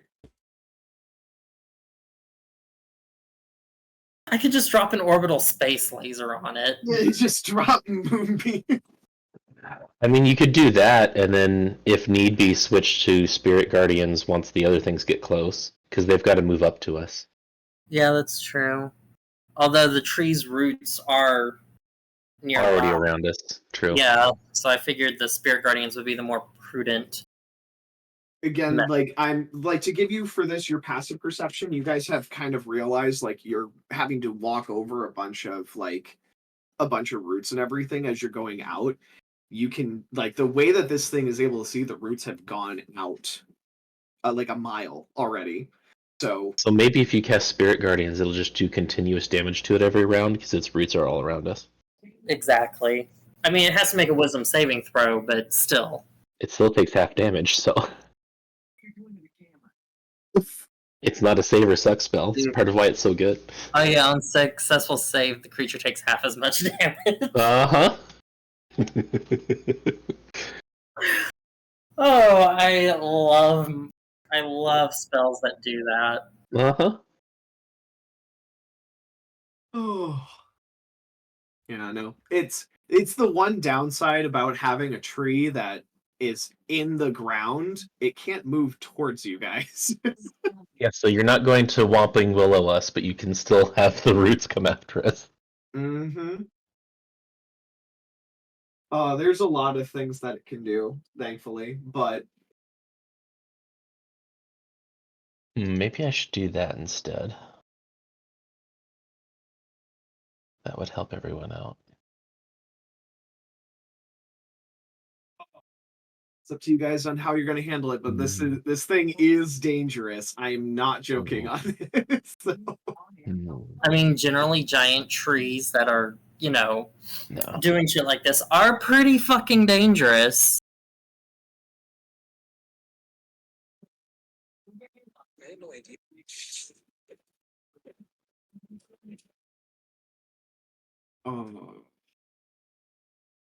Downside about Rhythms being away before he rolled initiative. We can't just start without him. Yeah, buddy. Oh. Old man potty time. I love how he put freaking Patrick from the SpongeBob. Does he have a dog? He does Yeah. have a dog. Okay, I'm guessing that's what he's referring to. Is I was it? about to say, he's around the same age as us, right? Rhythms? Yeah. Yeah. Yeah. So, like, we're not old. Speak for yourself. Sure, say that to yourself. So, I'm going to be very clear with you guys if this hasn't popped up in conversation yet. Simpson's way older than us. How, I kind of figured. Well, I shouldn't say way older. That sounds very mean. Sorry. Eric, me and you are the same age. Yeah. I was assuming he was at least 33. I mean, Seriously? he may look like he's still in his 30s. Wait, what do you mean? So Me and Simpson, Eric are- Simpson has a me and Lance are in our 30s. Yeah, I'll be How old 34 are at the you? end of the month. I'll be 34 as well in May. Simpson, how old are you? Out of curiosity. I'm almost old enough to be Eric's dad. Not quite, though. 45? Oh. Yep. Yeah, That's still not that old. He's not old. He's over 10 years older than me, so. Old man. But if it's any consolation, first time I met Simpson, I blatantly did say, "Oh, we're like the same age, though," because he has a young face to him. Like he doesn't look like he's in his 40s. He looks like he's like my age. And if I shave all my facial hair off, I look way younger than what I actually am. You have facial hair? Yeah. I have a beard and everything. Sideburns and beard for here. Completely ruining my mental image of you. In fact, when I shave, I immediately have a 5 o'clock shadow. Now I'm curious, Simpson, what was your mental image of Lance? Of the way Lance talks, and I'm constantly hearing like the jingle of jewelry and stuff. I had a more effeminate appearance in my head. You had me looking like a femboy, didn't you? A bit, not like completely, More like the badass I'm gonna cut a bitch kind of femboy. Okay, there you Um, go. There you go. I don't find this Bruh. I don't know why. I literally just imagined that one scene. There's this one show. I've never watched it, but Ernesto shared the clip with me where Okay. this one person like walks up and they're like, "We're gonna fight," and then this person just pulls out a box cutter, and they're like, "Jesus Christ!" What the Oh fuck? yeah, I love that. I'm just like, Jesus Christ! You really... Don't Uh, start shit. So rhythms. Talking of While we shit. were waiting, we were just kind of chatting. Could you please put your token onto the map? Click on it, and then roll initiative. Sending me Kirby videos. I am so sorry. That's fine. Sending me Kirby videos, huh? You guys won't finish this fight anyway. This is literally just you guys are getting a taste of what is to come with this fight. So to fill you in on the plan is I cast Spirit Guardians. Y'all stay within 15 feet of me. Alessandro and you are going to bombard the fucking tree with fire bolts, and me, Lucid, and Say are going to like pick off the smaller zombies and keep y'all safe ish Mm-hmm. from the roots and other shit. Mm-hmm. All right. Got did it. You, Set everything on a fire. so did you click on your icon and roll initiative? Oh, whoopsies. Sorry, I got. So That's just to fine. be clear, the tree is well within longbow range. Also, What about shield range? no. I can check that No. myself. Just use You'll have to keep Firebolt. using firebolt, basically. Yeah. You know, it's a tree. It burns. Alright. Okay, sounds good. I rolled, by the way. Yep. I just needed to add it to the turn order. We're going at almost the same time. All right. So, Jasper, you already used Sacred Flame on it. Seemed to cause it to recoil a little bit, but it did about the same damage that you expected. Top of the round, though, you have inaction. You said that you were just going to use Spirit Guardians. Yeah, I'm going to cast Spirit Guardians. And then I'm also going to cast Moment of Resolve as my bonus action. Very good. All right, So- and then you're just holding your position. Yes, because it's the 15 feet radius. That is such a good spell to have with Spirit Guardians. All right, moving on to the next thing then. One of the blights is going to be moving forward. So 5, 10, 15, 20, 25, 30, and I'm just going to have it continuing to dash. It seems like these things do know your position more. But now I have to put a marker on it that it is this one that's 50 feet. It's now about 80 feet roughly away from you guys after it dashed. I was very tempted, by the way, to have us all just stand perfectly still and use minor illusion to make thumping noises running away from us. So then same thing with the next one. It's just dashing up. It's 80 feet away from you for this other one here. And then that gets us to Lucid. Lucid, what are you doing? Because if I hit it, it's gonna shoot a spore, correct? The little blights, yes. You're pretty sure those things are going to shoot those. However, they're 80 feet away from you. I don't think can your sling reach 80 feet? Yes, he'd just have disadvantage. Okay, so you have disadvantage on it hitting it with a sling, but you hitting the blights with a sling. I don't think he can. I guess he can try to hit the big giant tree as well, but he'd have disadvantage. Yeah. Yep. No, I mean I was gonna go for the one that's like kind of closest towards me, if that makes sense. So you can try to use your sling on the ones that are the closest, but you would still have disadvantage. Son of a bitch. Sling doesn't have a very long range, sadly. Ew, and I don't want to get even closer to it. Fuck. Okay. Don't worry. Next round it should be close enough. Alrighty. Then I shall. Ooh, I'll take a chance. Where's my thingy? And then I go with disadvantage. Where is it? Oh, and to choose. Oh, go on.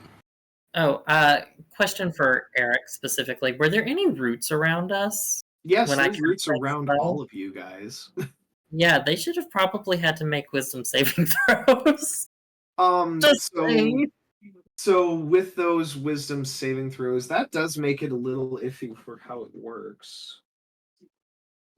Tell you what, I will handle this. I'll handle it in a different way here in a sec with how these things actually work and function. All right.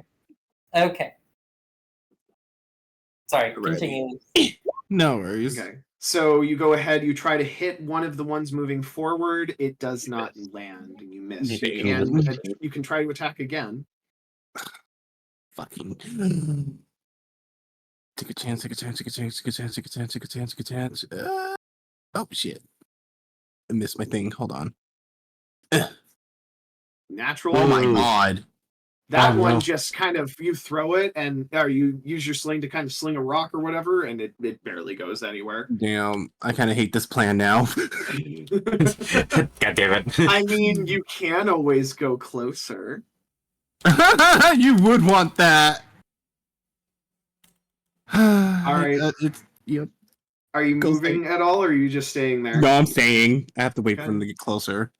Stay, it's your turn. What are you doing? Give me a moment. There is. Oh, fucking crikey. Okay, so there's 2 on the sides and 2 in the front, and big bag tree in the back, right? Yep. The tree. You have range to hit all of them. Yeah, Yep. I know I have range tip. I just like, bruh, who the fuck am I gonna choose? What Whatever you is think.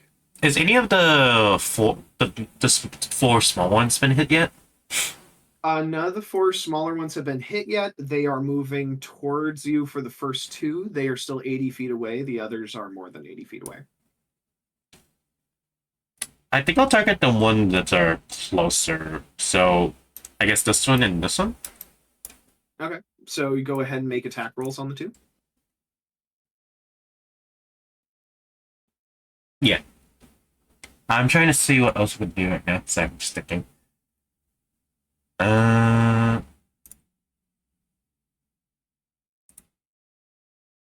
Actually, before I do, I'm gonna do Hunter's Mark first.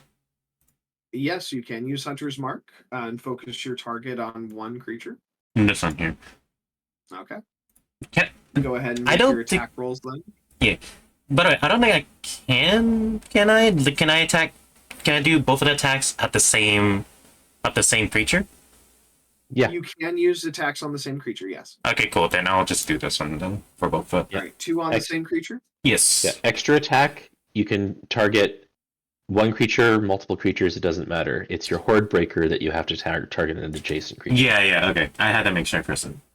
And sadly, none of them are close enough to each other to use the Horde Breaker on. Yeah. Yep. Yeah. I'm gonna do this guy over here. So this is the Alright, first attack. roll an attack. Yep, that's a hit. I'm running so high on the attack thing, but when it's like checking for something, no, I just get fucked over. Do you want damage, or should I attack again? Yep, Just roll for damage. roll damage. 9, and then because I did that, it's And then add your Hunter's 1d6. Mark. Well, that sucks. 10, So 10 damage on that one. and then one more time. 14. Okay, that's low. That does not hit. Does not hit. Okay. Sorry. Finally, at least it's something else. Come on. That's fine. And I think that's good for now. I pretty much used my entire boost. All right. That gets us to the big tree itself, unless you're moving at all away or moving forward. Nah, I think I'll stick where I am. Okay. So, tree. All right. It's going to use one of its actions to use its ability called Ravaging Roots. The roots around you guys, this has a range within 120 feet of it. So it goes ahead and it's going to attack. I'm going to give just a random one here. Okay. First one that's attacking is Jasper. So Jasper, as it's going, you see the roots kind of move up to try to grab you. Make a dex saving throw. Okay.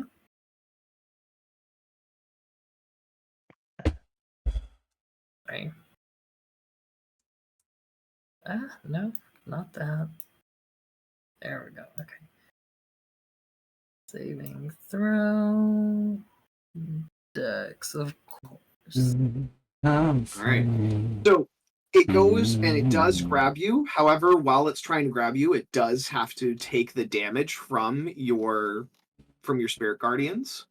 So I have to have it make a wisdom saving throw, you said? Yep. Okay. So that's how I'm going to handle it, is when the roots are actually moving up to attack you. All right. It ends up failing the wisdom save. So the damage is what? 16. 16 damage? Mm-hmm. All right. So it takes 16 damage, but it still is going to get to hit you as well. Hold on. Gotta get my calculator up. Fuck. All right, there we go. All right, and then for you, then you failed the save. So at this point here, you take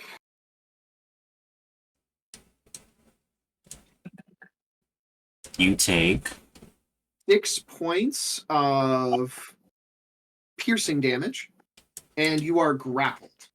So You you said can 6, right? Yep, 6 points of piercing damage, and you are grappled. Ow. Oh no. And then, can you make a strength saving throw? Probably not. All right. You are pulled 30 feet away towards it. Towards the tree? Towards the tree. Yep. Okay. So I'm going to say that you are now only 90 feet away from the tree. Y'all might want to, like, So you were getting pulled by this tree towards it. It will now make another ravaging roots attack on a different target. This one will be Alessandro. Make a dex save.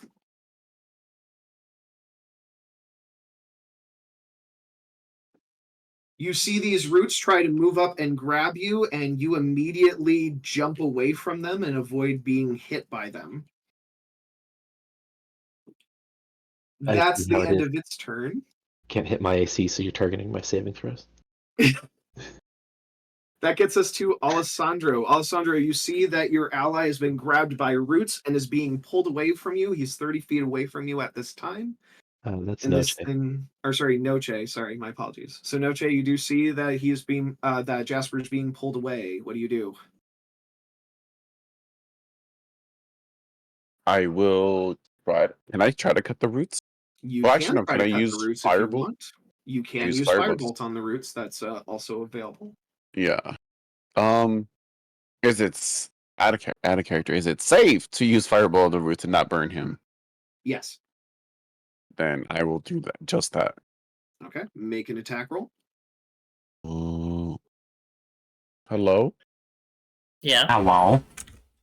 I Oh, wow. hi. No, I can't find. Oh, just Firebolt, yeah. roll. Sorry, I think I still haven't put Firebolt on there. Roll roll a dare. 1d20 and add your charisma.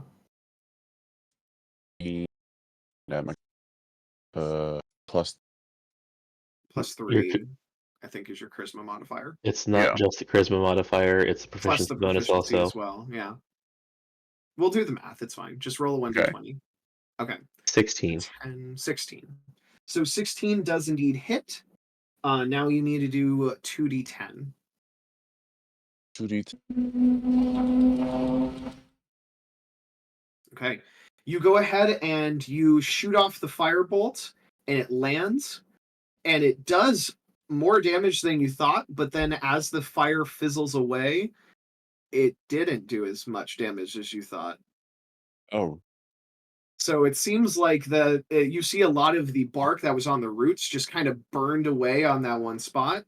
You needed to do more damage.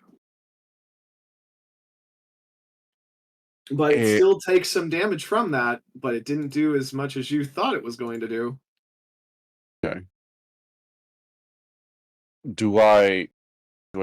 I allowed to do my second attack or? Yes. So your sword is on fire. Mm-hmm. But wait, no, spell attacks. No, cantrip is different. Cantrip is one He- action, so He you took actually he took cast a spell action, so there's no Yep. extra attack. there is no extra attack. Okay, So well. extra attack only works when you're attacking with a melee weapon. Quick question. Gotcha. Yes. Were you using a movement speed for how far it dragged me? Yes. You're 30 feet away. It dragged you 30 feet. Okay, because with Spirit Guardians, its movement speed is halved. No, sorry, it's dragging you. Itself is not moving. Okay, yeah, that's why I was asking. Okay, so no, it wouldn't count in that regard. My apologies. Yeah, no, I just wanted to. Sorry. Always got to make sure. Don't worry about it. I will say at this point you are 10. I will say this: you're to help out with this, since I did poorly explain it. You would be close enough for one of the other blights to actually get hit by your spirit guardians, because it would have actually pulled within the range. I'm now realizing. Oh. So failed the wisdom save. It takes also how much damage? 3d8. So 14. 14. All right. You notice that the twig blight that was close to you, as it dragged you towards it, the roots kind of pull away from the dead body, and you see the dead body underneath the roots, and the roots try to wrap around again, but it seems like it's doing something to affect the roots and cause them to want to move away. Interesting. But it's not doing more damage, but it's definitely causing something else to happen. All right. Noche, are you moving any closer, or are you staying in your position as your allies being pulled away? I want to chase. I want to Okay. chase. I will Yes, say I that do. you are moving up and that you are getting right up next to Jasper. So I'm just going to put a number on your character. Oh, I can move here my so that I token. know. Oh, where? I'm just putting a number on it so that then I know how far away you are, because you guys are still not on the map technically. Ah, okay. Yep. I that got gets us zoomies. My fault. to- My fault. No, it's fine. That gets us to the next blight. This one's going to move and dashing up 5, 10, 15, 20. Okay. This one's going to be right up next to Jasper after dashing, but that is just going to get it into the damage range as well. Is it And next to then- the other one? Yes. And so then it'll have to make a wisdom save. Natural 20. Oh. So it succeeds on the save. So half of 11. Half of 11. All right. So that would be 5 or 6? Mm-hmm. 5. 5. Okay. So it takes 5 points of damage. Bunch of popping off of light. Big light show going on here. Again, same thing. You see the actual roots trying to pull away from your light. That gets us to Alessandro. What are you doing?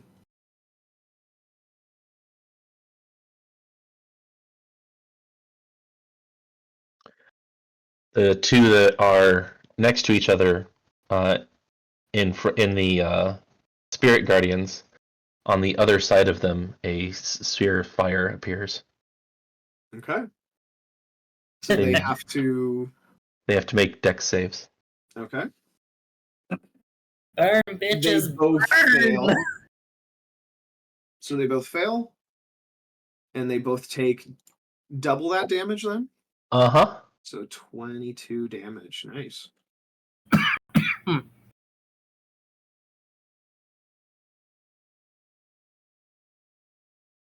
So yeah, that happens when I summon it, and then if they stay within range of it, they have to make another save on their turn, and then on my turn I can ram it into one.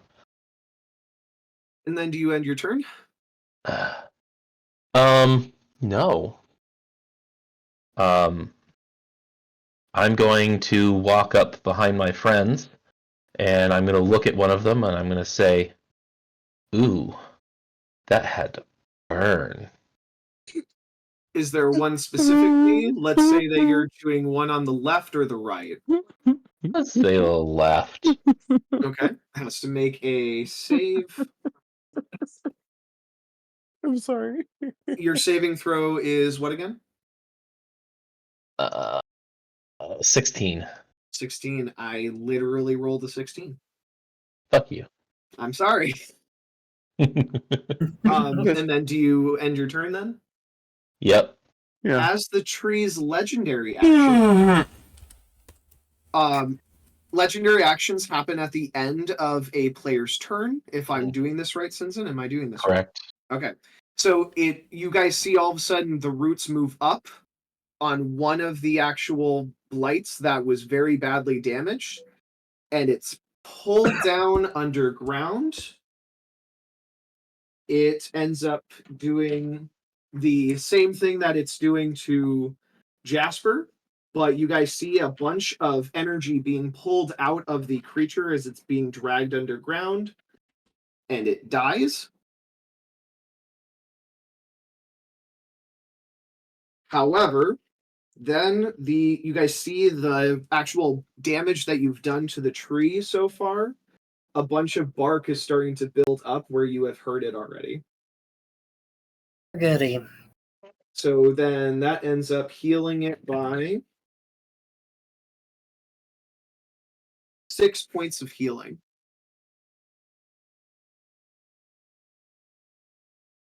Okay, that's not too Aw. bad.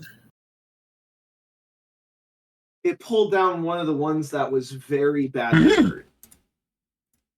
Sorry. All right. Then that gets us to the next Blight's action. And this one's going to be dashing. 5, 10, 15, 20, 25, 30. This one's just going to be just outside of Jasper's range for his Spirit Guardians. Hey, DM, Yes. could you say this fight's pretty lit? Oh my god. I myself shall take 2d6 psychic damage, but I rolled 2 1s, so I only took 2 damage. Well, of course, you're resistant to it because it's a dad joke, and you love Uh-huh. those. I do love dad jokes. Sorry, I Let's should be let that very joke true. sizzle a bit.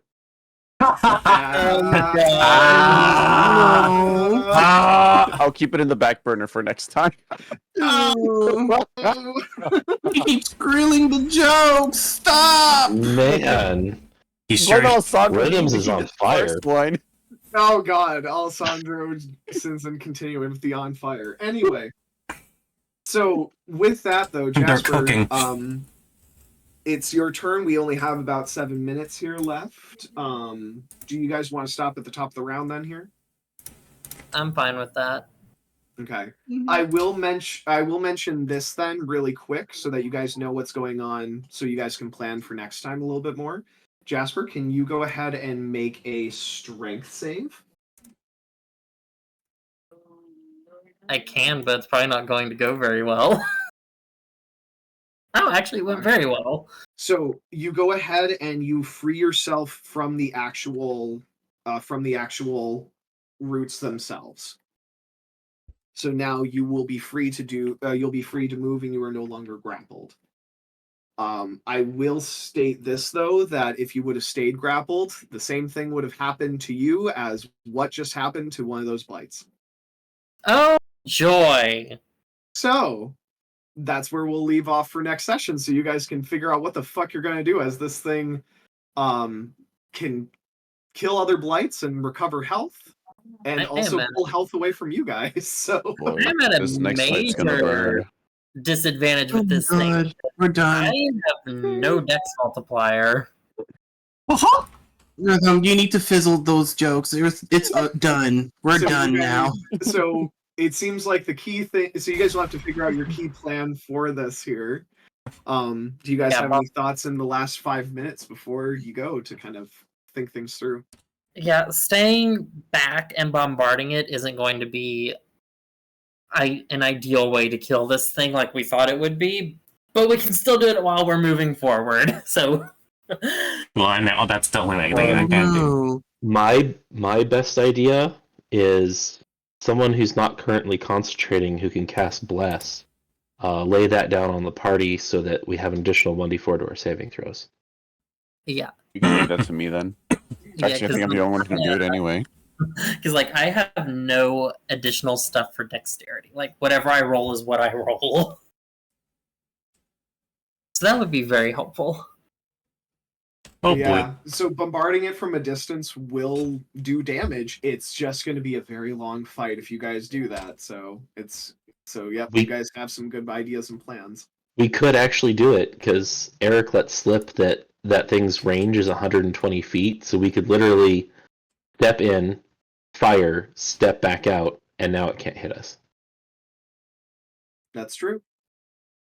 You guys did move up though, so you'd have to start moving back immediately if you really wanted to do that. I did also Interesting. state it has legendary actions, so Yeah. But do those reach farther than 120 feet?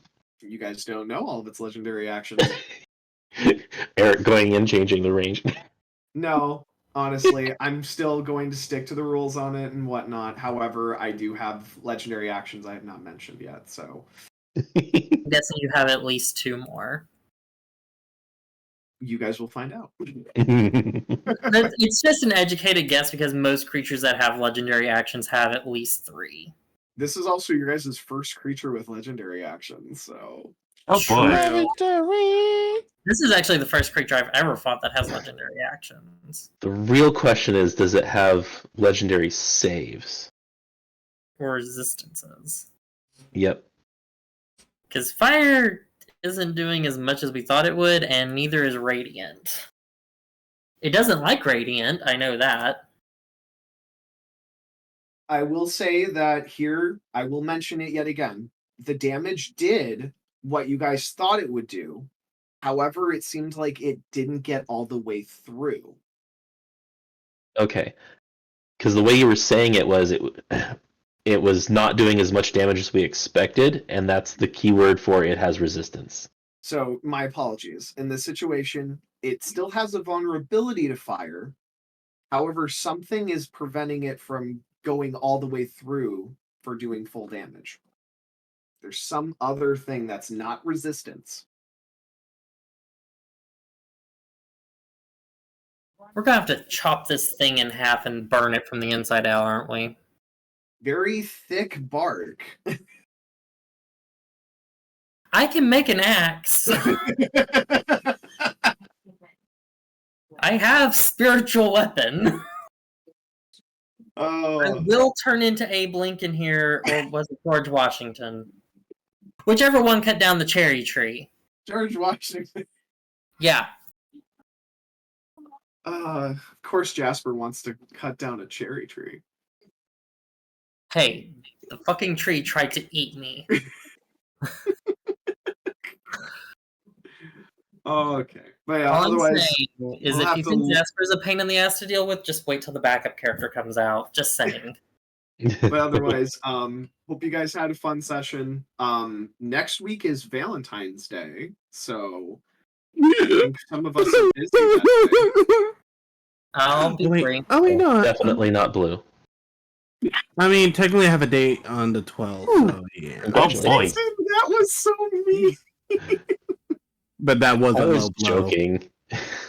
Were you though? I don't know. I'm kind of scared that you may show up to that date and then you'd be like, "Hey, I'm the bard of the groups. How Well- you doing?" I won't be free that day, so. Yep. So next Friday won't work. And then the Friday after that, me and Sinzen will be busy. Actually, we'll be at First Squared, so we will not be able to play the weekend after that. Have fun. Oh. And I also won't be able to play the weekend after that because the 28th is my birthday and my parents are coming up. Oh. So it sounds like we will not be meeting Another again until month. March. Sadly. Yeah, like my parents aren't supposed to get here until around 6, but they could arrive earlier than that.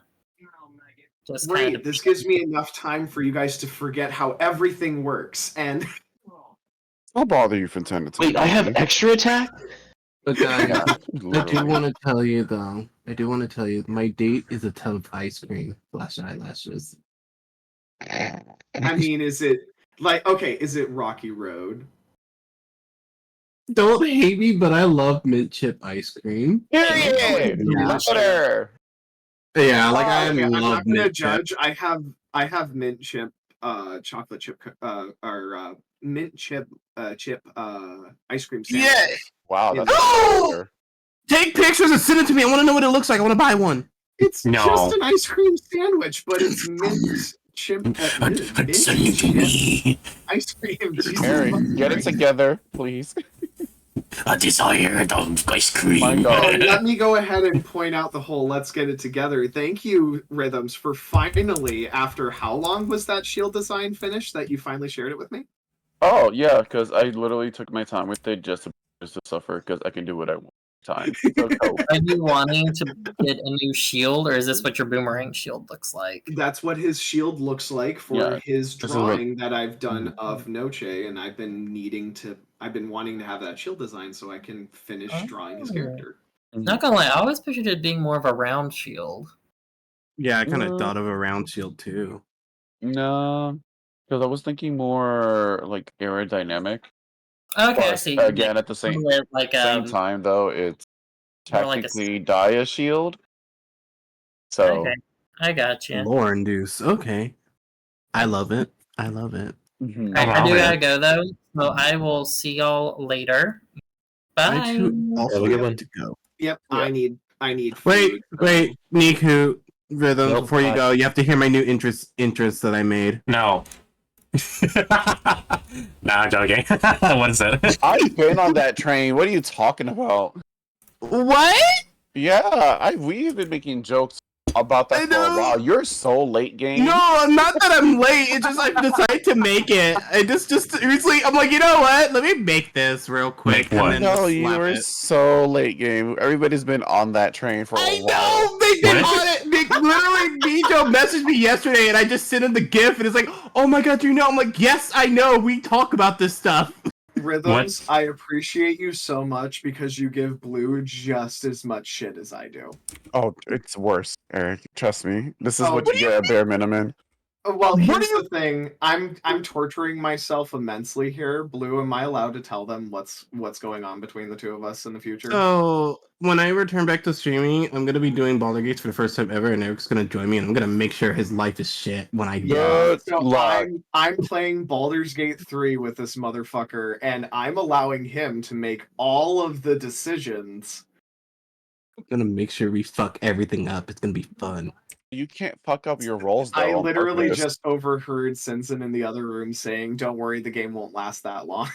And then watch as we do super well. I'll be like, oh well, shit. Have you decided if you're gonna play Dark Urge or no? I have no idea, honestly. It's up to you if you really want to play Dark Urge. I will literally have say- no idea. I will say, like Dark Urge, it's very bloody, it's very gory. I'm just gonna say that right now. If it's not, I mean, your I can thing, handle that shit. Honestly, I can Okay. handle that shit.